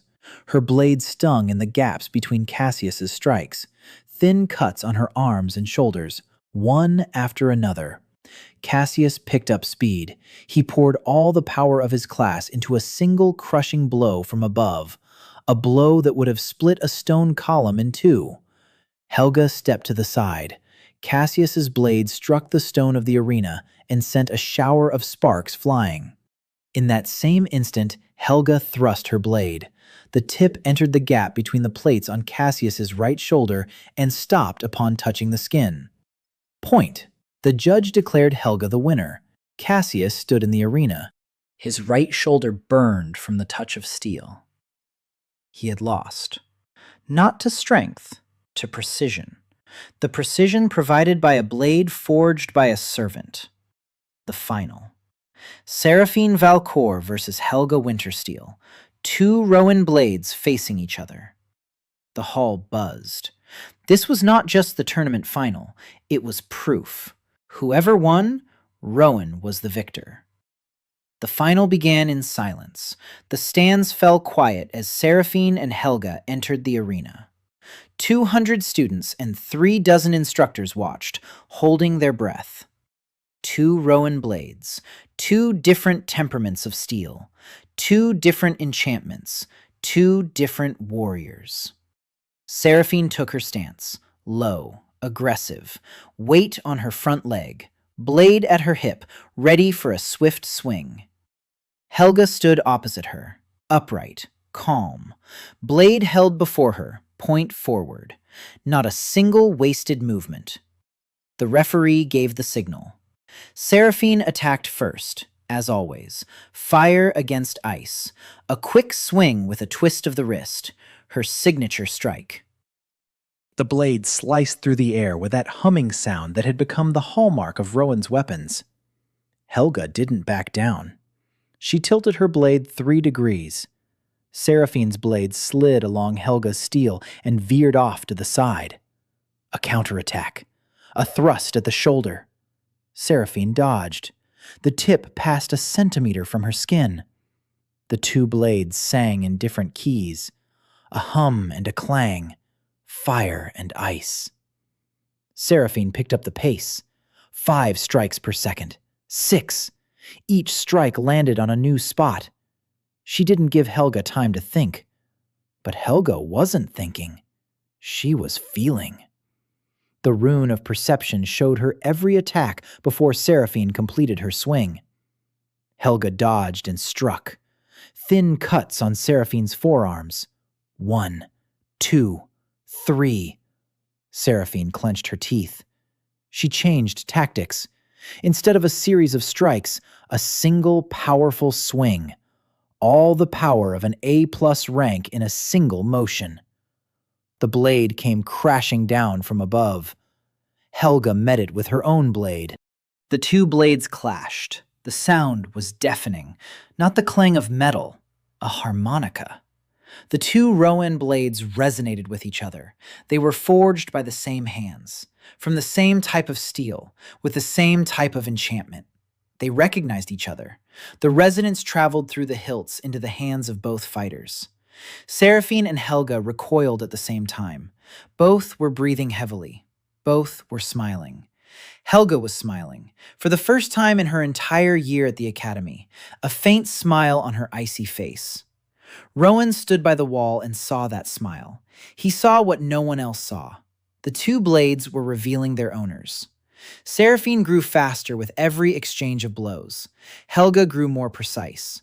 The rune of potential unlocking was working on both of them. They were growing right there in the arena. The fight lasted 4 minutes. For a tournament, it was an eternity. Seraphine launched her final attack, a series of 7 strikes, each faster than the last. On the 7th strike, she opened up. For a split second. Helga saw it a split second before the breach appeared. A jab. The blade froze at Seraphine's throat. Helga's victory. The hall erupted, not with applause, with noise, with shouts, with arguments. The Academy's first blade, Helga Wintersteel, with a personal blade from the perfect creator. Seraphine lowered her sword. She looked at Helga, then she looked at her weapon, then she looked at Roan. There was no loser's anger in her gaze. There was understanding. She hadn't lost to Helga. She had lost because Helga's blade had been forged later. More precisely, taking into account the experience of the first forging, Roan had been learning, and his next creation would be even more perfect. She wanted that next creation. She wanted it more than victory in the tournament. The stands buzzed for another hour after the final, but the main conversations weren't about the winners, but about the blacksmith. About the servant in the scorched apron by the hall wall. Both finalists carried his blades. Half the quarterfinalists fought with his weapons. Students with his repaired swords rose in the rankings like bubbles in boiling water. The hierarchy of the houses was cracking at the seams. The family heirlooms upon which the status of the great families had been built for centuries proved fragile and obsolete. The 5-century-old Dawnthorn broke in the quarterfinals. 3 other heirlooms cracked. 1 crumbled to dust. Against Roan's blades, the ancient swords were nothing but rusty nails. Dean Aldrich Greycastle descended from the stands after the tournament. He walked through the parting crowd of students straight toward Roan. His face was gray. He stopped in front of the blacksmith and looked down at him for a long time. Roan looked up at him.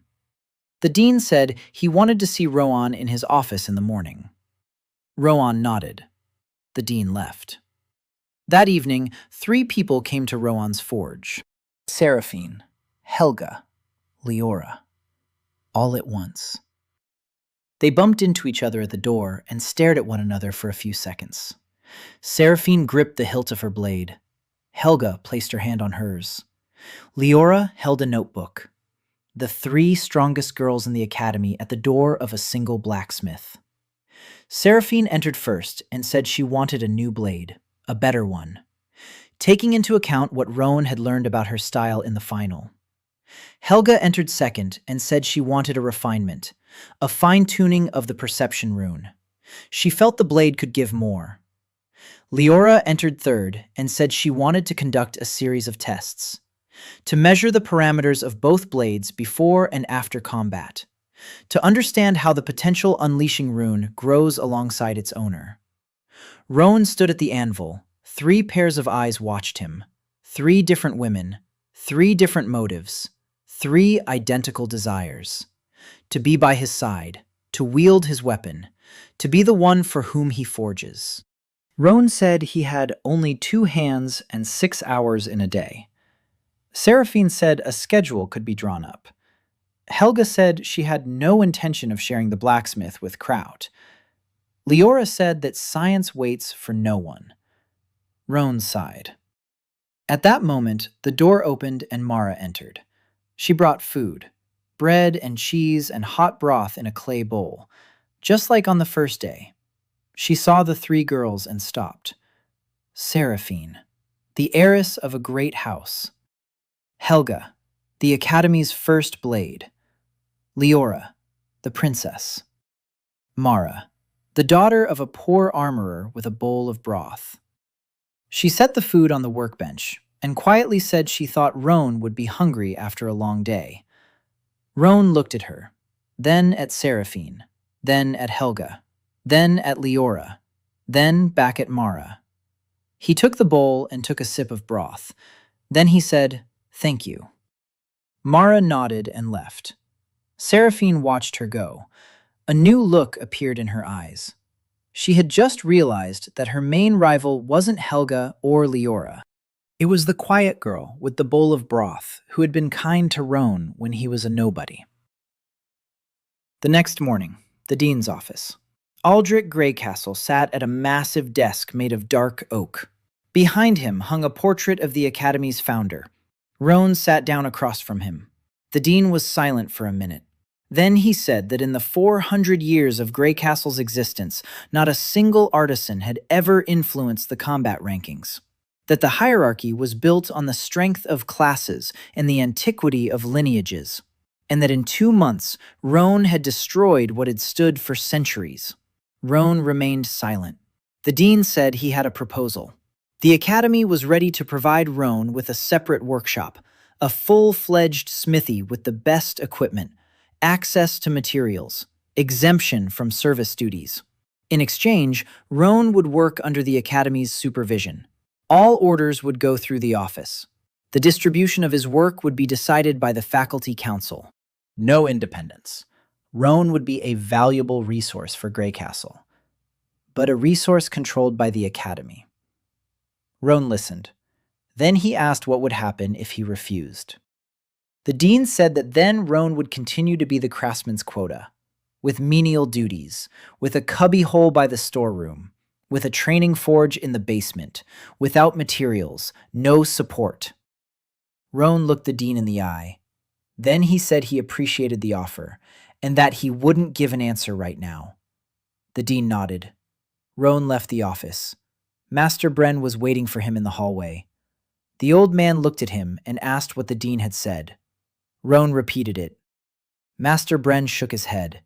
He said the dean was trying to integrate him into the system, to bring him under his control, to turn the perfect creator into a tool of the Academy, and that if Roan agreed, he would forge not what he wanted, but what he was told to. Roan nodded. He already knew what he would tell the dean. He would say no. But he needed a different path, not a cubbyhole or a basement forge, and not the dean's golden cage, his own path. He returned to the workshop and picked up his hammer. He had 2 remaining ingots of living steel. He had his hands, he had his class, and he had people who believed in his work. Roan placed the ingot on the anvil and began to think, not about forging, about the future. Roan turned down the dean the next morning. He went to the office and spoke a single sentence. He said he would forge according to his own choice, and no one else's. Dean Aldrich looked at him for a long time. His gray eyes showed no anger, only cold calculation. He said that Roan was making a mistake, that without the Academy's protection, he was vulnerable, that beyond the walls of Greycastle, there were forces that would not offer a workshop. They would offer chains. Roan said he would take the warning to heart. He left. Master Bren wasn't the only one waiting in the hallway. Leora was standing there.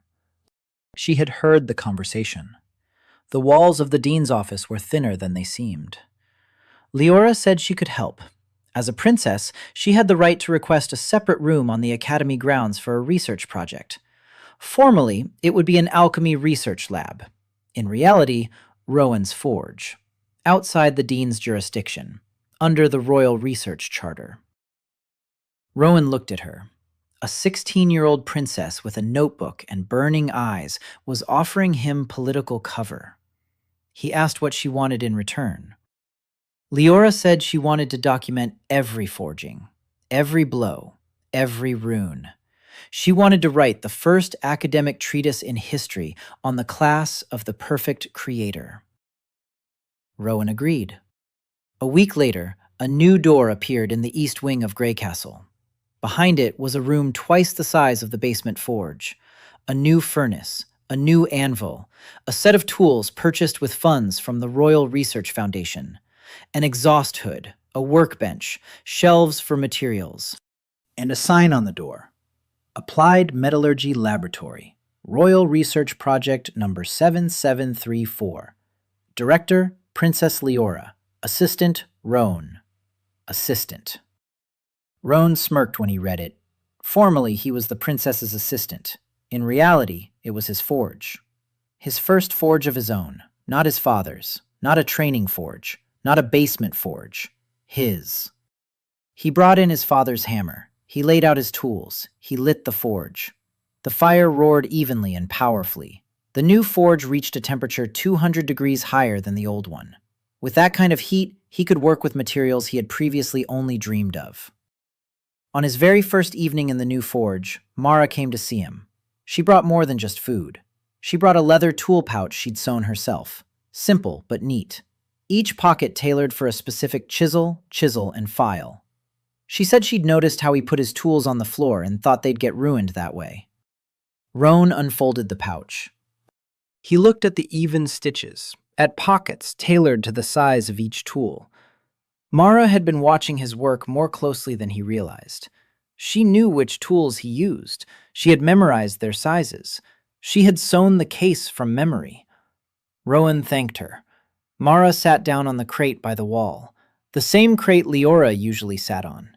She said she was happy for him, that he deserved a real smithy, and that she would bring him food every evening if he didn't mind. Roan said he didn't mind. Mara smiled, a quiet smile, a warm one, without calculation or ambition, just a girl who wanted to be close to the man she had valued from day one. The new smithy changed the situation. Roan no longer spent time on his duties as a servant. The dean had relieved him of those duties after his refusal, not out of kindness, out of calculation. If the servant refused to be controlled, let him be free, but without support. The dean expected Roan to break down without resources.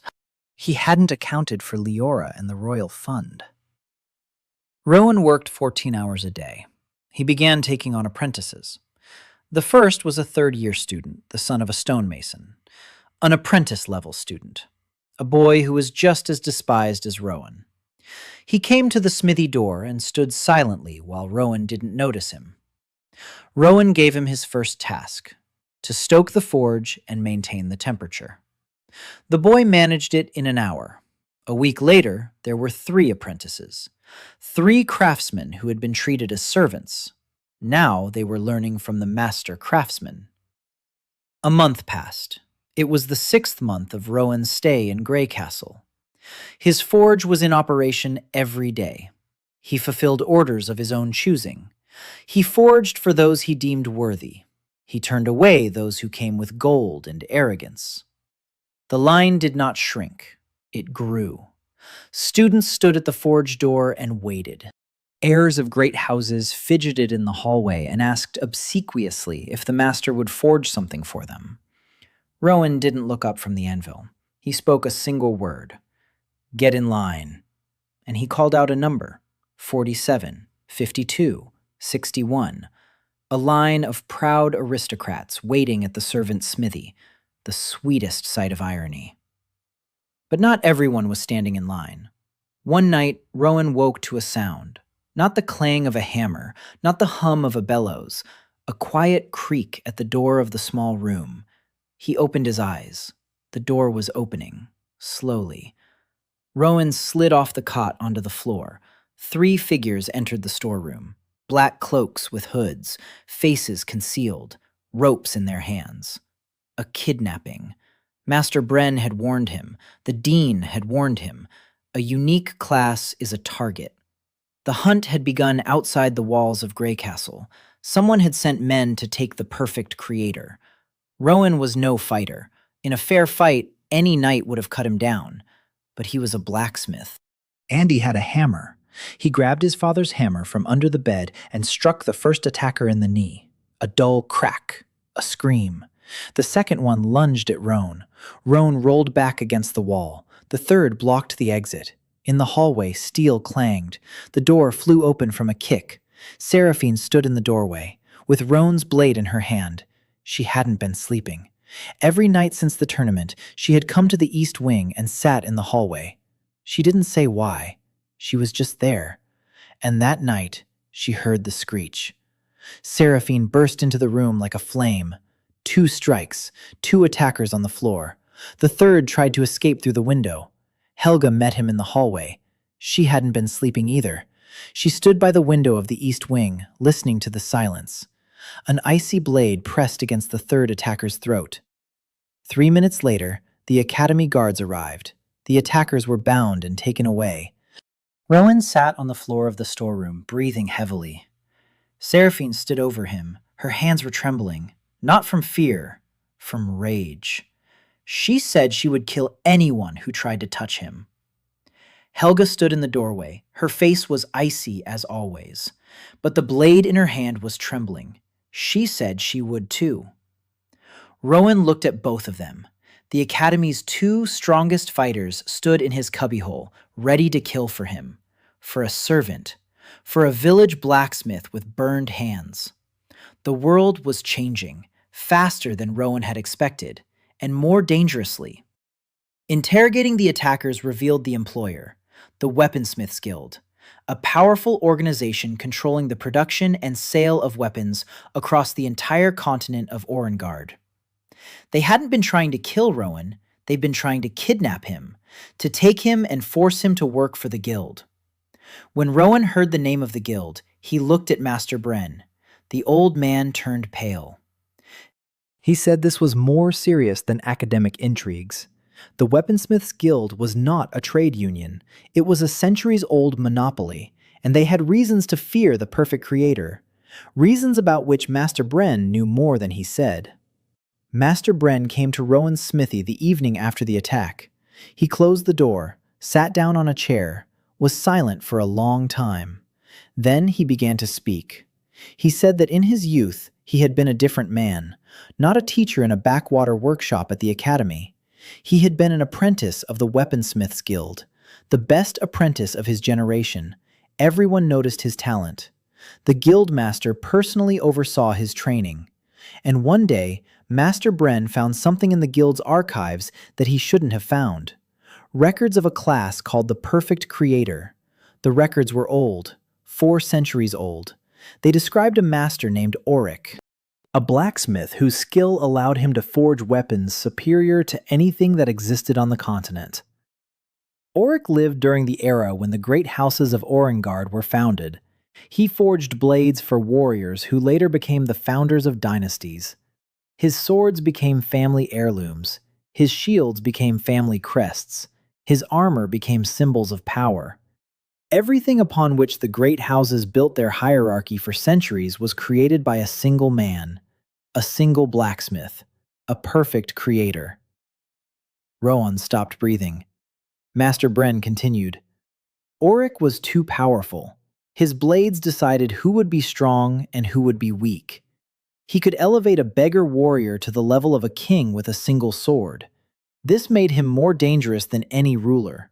And the great houses and the Weaponsmiths Guild realized this at the same time. They made a pact. Auric was killed. His name was erased from history. His workshop was burned down. His apprentices were scattered. The great houses declared that their relics had been created by their own ancestors. The Weaponsmiths Guild gained a monopoly on weapon production, and the blacksmith classes were deliberately suppressed.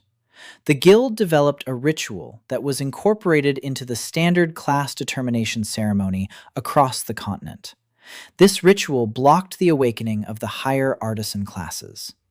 Any potential perfect creator received the ordinary blacksmith class instead. For 4 centuries, not a single creator awoke. For 4 centuries, the guild controlled every hammer and every forge on the continent. Until Roan appeared. Master Bren said he didn't know why the block didn't work on Roan. Maybe his potential was too great. Maybe the crystal in the village temple where the ritual was performed was too weak to suppress it. Maybe something else. But the fact remains, Roan had awakened. The first in 4 centuries, and the guild knows it. Roan stood at the anvil. His hands rested on his father's hammer. A hammer that had been passed down from blacksmith to blacksmith, from father to son, through generations. How many of his ancestors could have become perfect creators? How many of them were suppressed by the guild's ritual and lived their lives as ordinary blacksmiths, unaware of their potential, unaware that they had been robbed before they were even born? Roan gripped the hammer so tightly his knuckles turned white. Master Bren said there was one more. The Guildmaster of the Shadows, the head of the Armorers Guild. He's not just a merchant, he's a descendant of those who killed Auric. His family has kept the secret and maintained the block for 4 centuries. To him, Roan isn't just a competitor.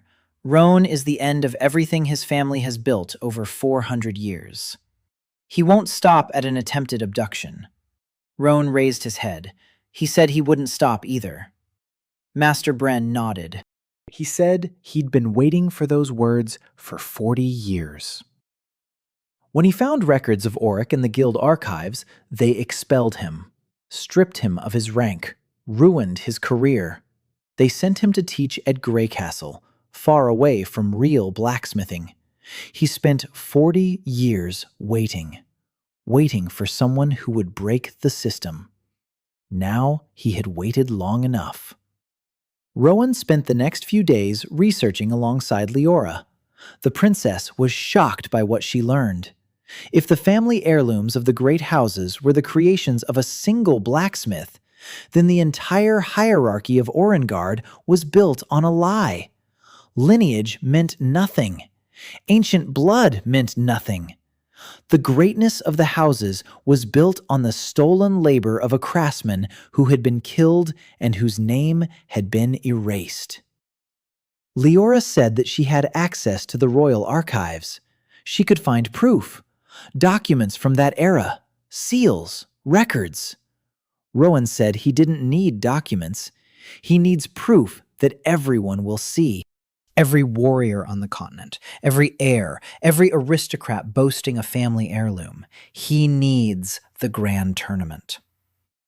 The annual Grand Tournament of the continent of Orengard was held once every 3 years. The best fighters from across the continent, heirs of great houses with legendary heirlooms. It was the defining event of the era. The next tournament was in a year and a half. Roan had a year and a half to prepare, a year and a half to forge an arsenal that would shatter a centuries-old lie. He began to plan. He needed warriors, not just any warriors, those he would choose himself, those whose potential he would unlock with his blades. Seraphine, Helga, Torin, and others. Those whom the great houses considered mediocre, those whose names meant nothing. Roan would give them weapons that would make them the greatest, and they would step into the arena of the great tournament and shatter every family heirloom, every single one by one. He took the hammer and struck the anvil. A hollow ring echoed through the smithy. It was not a blow of forging, it was a declaration of war. A year and a half. Roan divided this time into 3 phases. He devoted the first 6 months to materials. Helga secured a supply of living steel from the Wintersteel clan's mines. Leora obtained rare alloys for enchantment through royal channels. Magical copper from the southern mines. Rune silver from the eastern quarries. Moon quartz for special types of tempering. Roan's forge was filled with materials an ordinary smith could only dream of.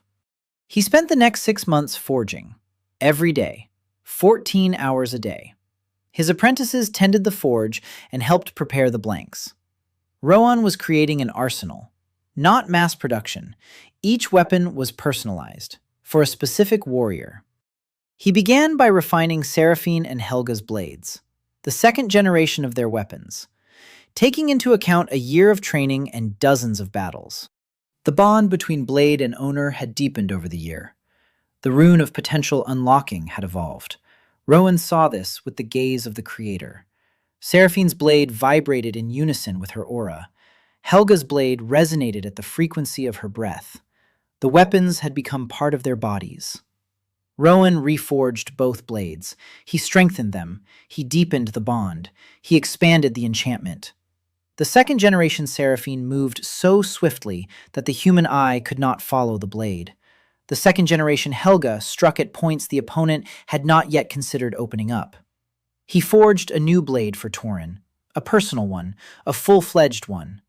Tauren had risen from a mid-tier B rank to an A- in a year. With Roan's personalized blade, he would fight like an A+. Roan selected 4 more students, not heirs to great houses, ordinary ones, those considered background, those who stood in the shadows of brilliant aristocrats. Roan saw in them what the instructors and classmates did not: hidden potential. Talent stifled by poor weapons and low status. He forged for each of them. At night. Personally.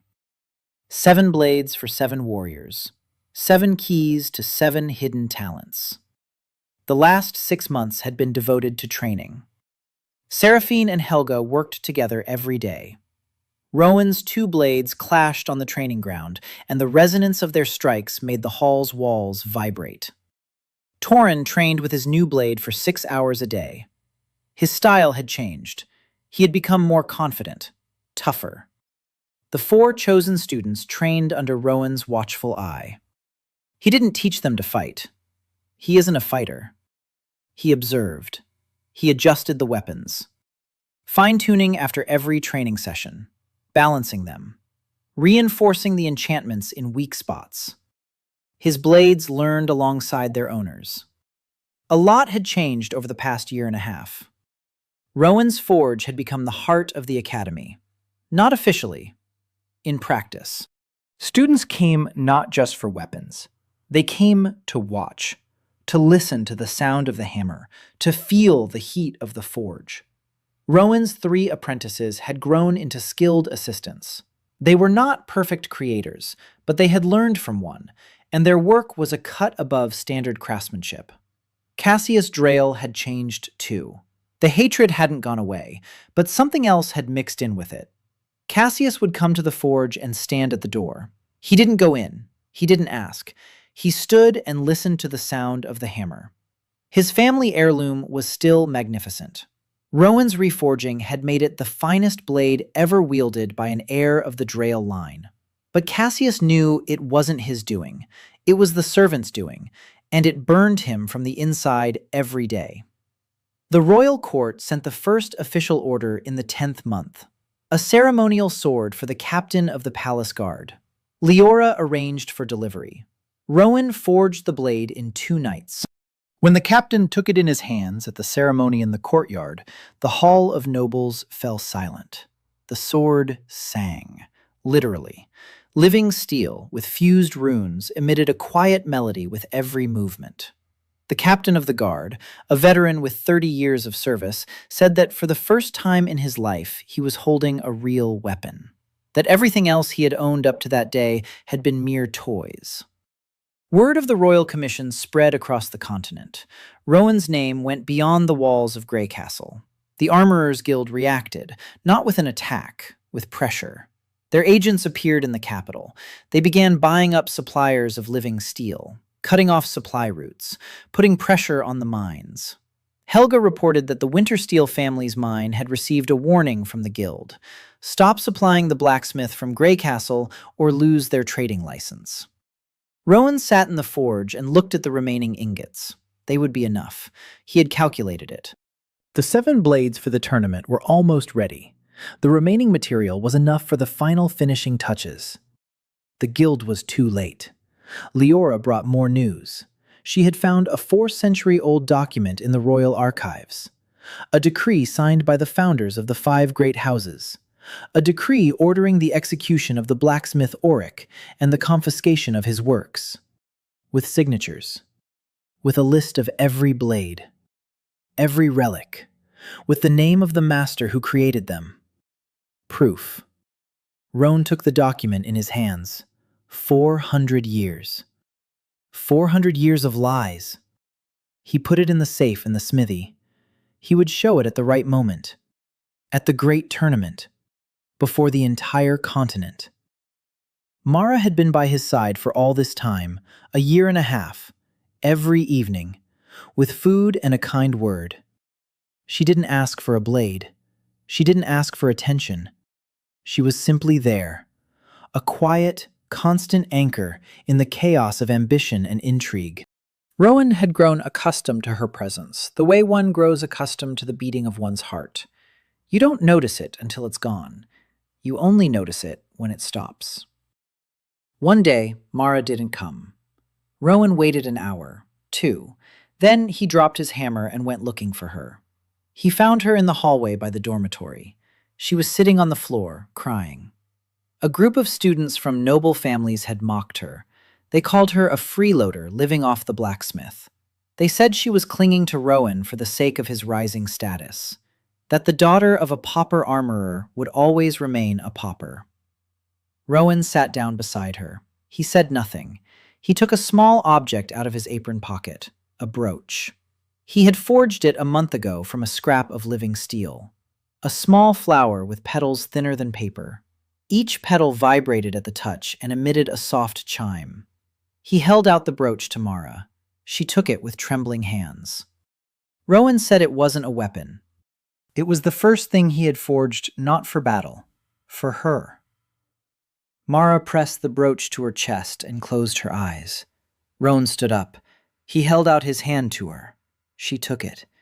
They walked toward the forge.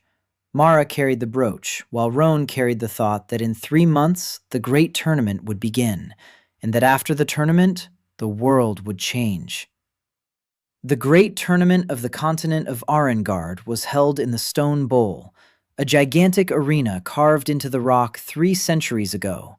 Stands for 20,000 spectators, the royal box at the top, the boxes of the great houses 1 tier below, the common folk in the lower rows. Every great house sent its best warriors, heirs bearing family heirlooms, veterans whose names were known across the continent, fighters of rank S and above, legends in armor and bearing coats of arms. Roan brought 7, Seraphine Valcour, Helga Wintersteel, Torin, and 4 students without famous names, without pedigrees, without family heirlooms, with Roan's blades. Participant registration took place in a tent at the entrance to the bowl. When Roan called out the names of his warriors, the scribe looked up. 7 students from Greycastle, 2 S rank, 1 A rank, 4 B rank and B+. Against 40 participants from across the continent, half of them S+ rank. The champion of the last tournament was rank SS, the heir to a lineage 900 years old, with a relic that, according to legend, could cleave through a fortress wall. The scribe looked at Roan and asked who he was. Roan said he was a blacksmith. The scribe asked why a blacksmith was at the tournament. Roan said he had come to watch. The first day of the tournament was the qualifying round. 48 participants. 16 would advance. Seraphine entered the arena for the very first match. Her opponent was a knight from the Solvane family, 32 years old, rank S. The family heirloom on his belt shone gold. He looked down at Seraphine, a 17-year-old girl from the academy. He smirked. The judge gave the signal. The Solvane knight attacked. A powerful strike from above. His heirloom sliced through the air with a roar. Seraphine stepped aside. Her blade flashed silver. One strike. The Solvane family heirloom shattered into 3 pieces.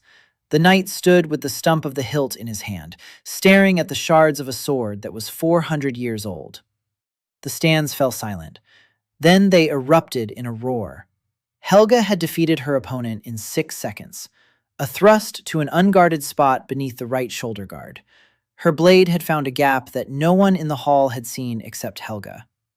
The second-generation perception rune operated at a level that even Roan himself did not fully understand. Helga saw gaps in the defense before the opponent had even finished his movement. Torin had won. For the first time in his life, he had defeated an of A rank at the grand tournament. In front of 20,000 spectators, his blade parried every strike and countered with a precision his opponent, wielding a 3-century-old relic, could not have dreamed of. 4 nameless students had passed the selection, all 4, B and B+ ranks against A and A+ rank opponents.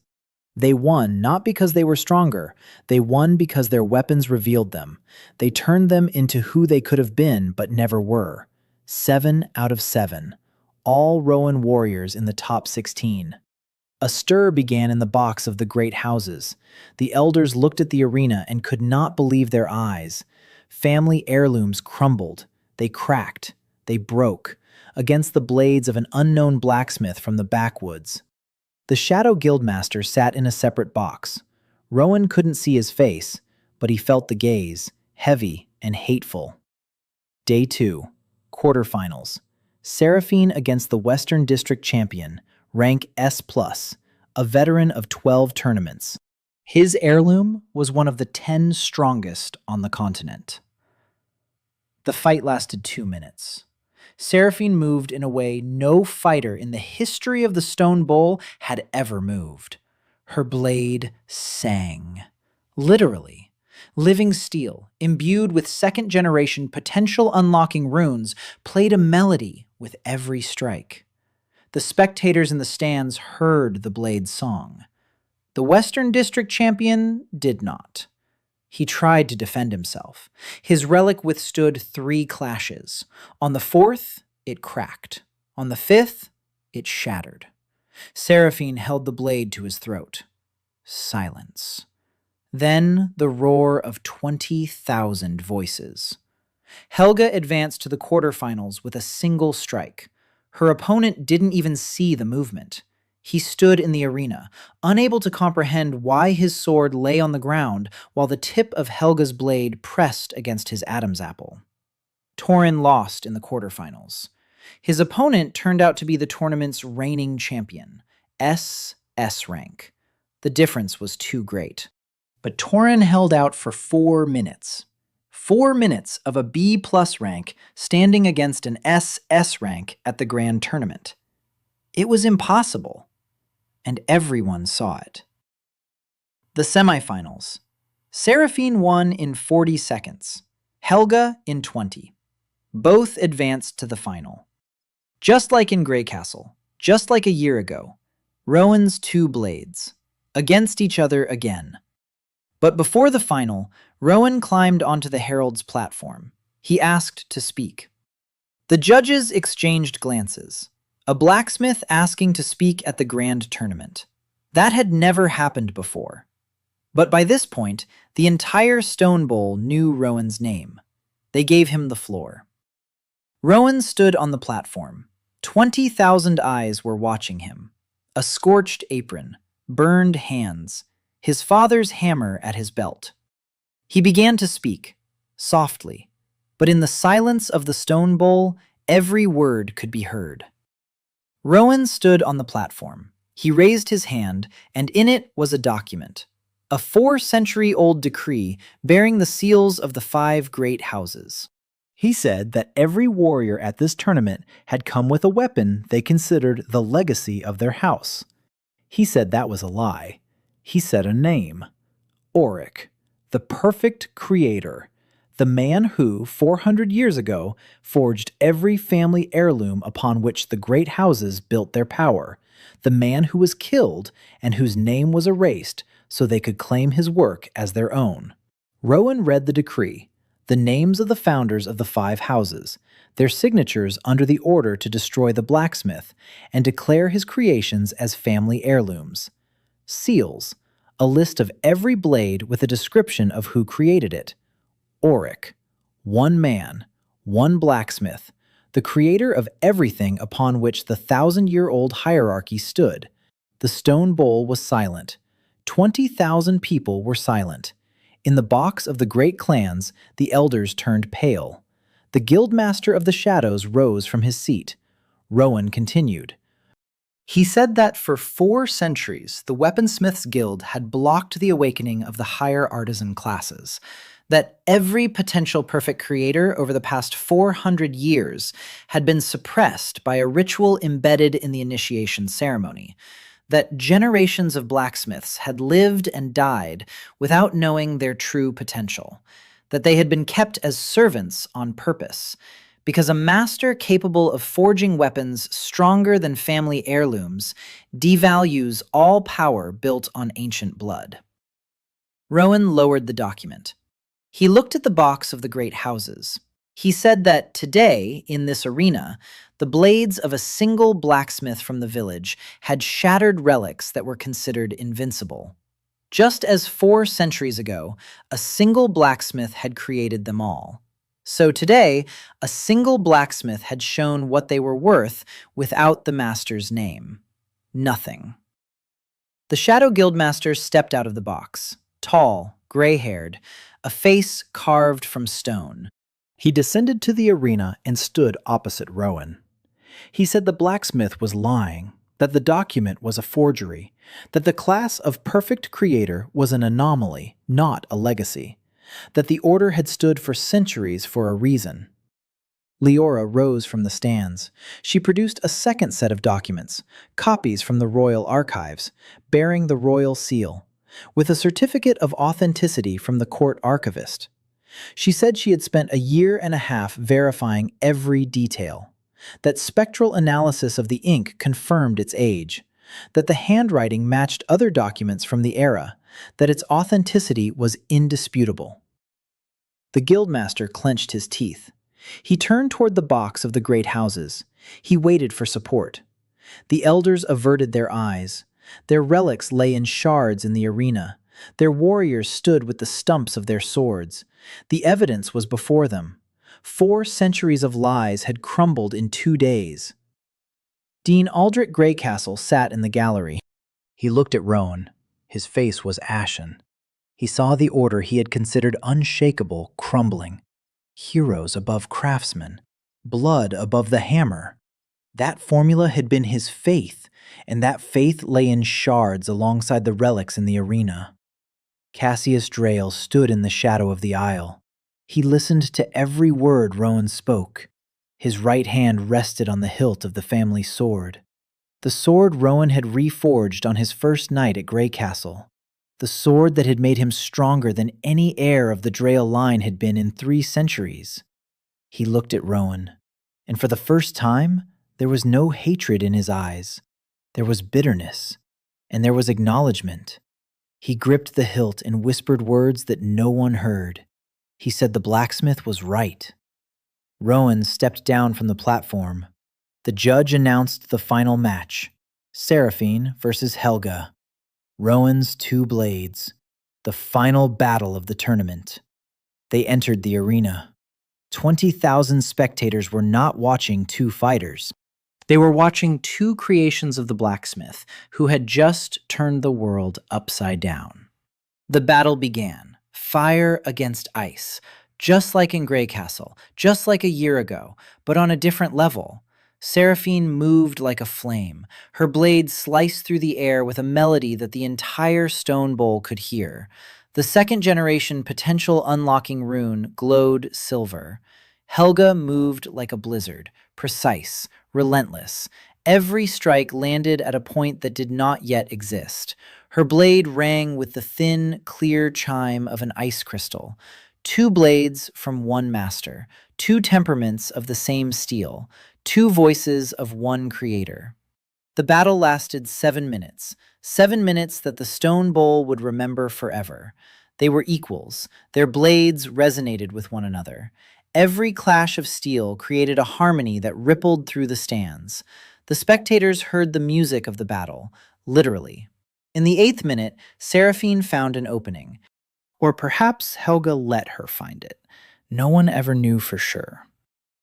Seraphine's blade froze at Helga's temple. Helga's blade froze at Seraphine's throat, simultaneously. The judge froze. The arena froze. A draw. For the first time in the history of the grand tournament, both sheathed their blades. Seraphine extended her hand. Helga shook it. It was a brief handshake, a firm one, between two warriors who respected each other more than anyone else in the world. Except for one person. They both looked at Roan. He was standing at the edge of the arena. Mara stood beside him. She was holding his hand, just holding it, just like on the very first day, when she brought the bread. The stands fell silent for a second. Then they rose. 20,000 people rose. Not for Seraphine, not for Helga. For the blacksmith in the scorched apron standing at the edge of the arena. For the man whose hands had created everything they had seen in this tournament. For the perfect creator. Leora stood in the stands and smiled. In her hands was a notebook filled to the last page. The first academic treatise on the perfect creator class. A year and a half of observations. Thousands of pages. A scientific legacy that would change everything Orengard knew about the artisan classes. Master Bren sat in the lower stands. The old man was crying. 40 years of waiting. 40 years of believing that one day someone would come who would break the system. He had waited. Cassius Drayle stood in the aisle. He looked at Roan for a long time. Then he did something he had never done in his life. He bowed. Briefly, barely noticeable. And he left. Dean Aldrich Greycastle descended from the stands. He walked through the parting crowd. He stopped in front of Roan. His face was gray and old. He said that Roan understood what he had done, that he had devalued 1,000 years of lineage. Roan stood by the anvil. No, at the edge of the arena. But to him, any place was an anvil. Around him were Seraphine and Helga and Leora and Mara, his circle, those who valued him for his work, not for his usefulness. Behind them stood Torin and 4 students, his warriors, those he had chosen and whose potential he had unlocked. Behind them stood a long line of yesterday's snobs and proud heirs and veterans with shards of relics in their hands. They stood and waited. Roan looked at the dean. He said he hadn't devalued the lineages, that he had simply shown that they had never been worth anything. That a sword is not made by the blood of ancestors. A sword is made by the hand at the forge. That their heroes had spent all of history waving about what was forged by men like him, and then spat on the backs of those who had created their glory. He said that this was over. He said that if you wanted a legendary weapon, it was now forged here, and that he alone decided who was worthy of it. He looked at the line behind the dean. A long line of those who had called him a servant in the morning and stood at his forge in the evening. He wiped his hands on his apron. He picked up his father's hammer and said one sentence. "Your turn, Your Grace. I'll call you." Then he turned and walked toward the exit of the stone bowl. Mara walked beside him, Seraphine and Helga a step behind, Leora with her notebook another step further back. His students followed them. Roan walked and thought about what else needed to be done. A blade for Mara, he promised himself. Not a weapon, something else. Something only his hands could create for a man who had been kind to him when kindness was worth nothing. He walked toward the exit. Behind him, 20,000 people stood and watched him go. The blacksmith in the scorched apron, a servant, a perfect creator, the greatest master of the age. Roan did not turn around. Ahead of him lay the forge. Ahead lay the bellows and the anvil and the metal. Ahead lay blades that did not yet exist. He reached the exit, stopped, looked up at the sky above the stone bowl, blue and clear. Then he looked at his hands, scorched, calloused, covered in scars from 12 years by the forge. The hands of a servant. Hands that changed the world. He lowered his hands and walked on. His father's hammer swung from his belt in time with his steps, heavy and reliable, like everything done right. Roan smiled, quietly, to himself, and went to forge.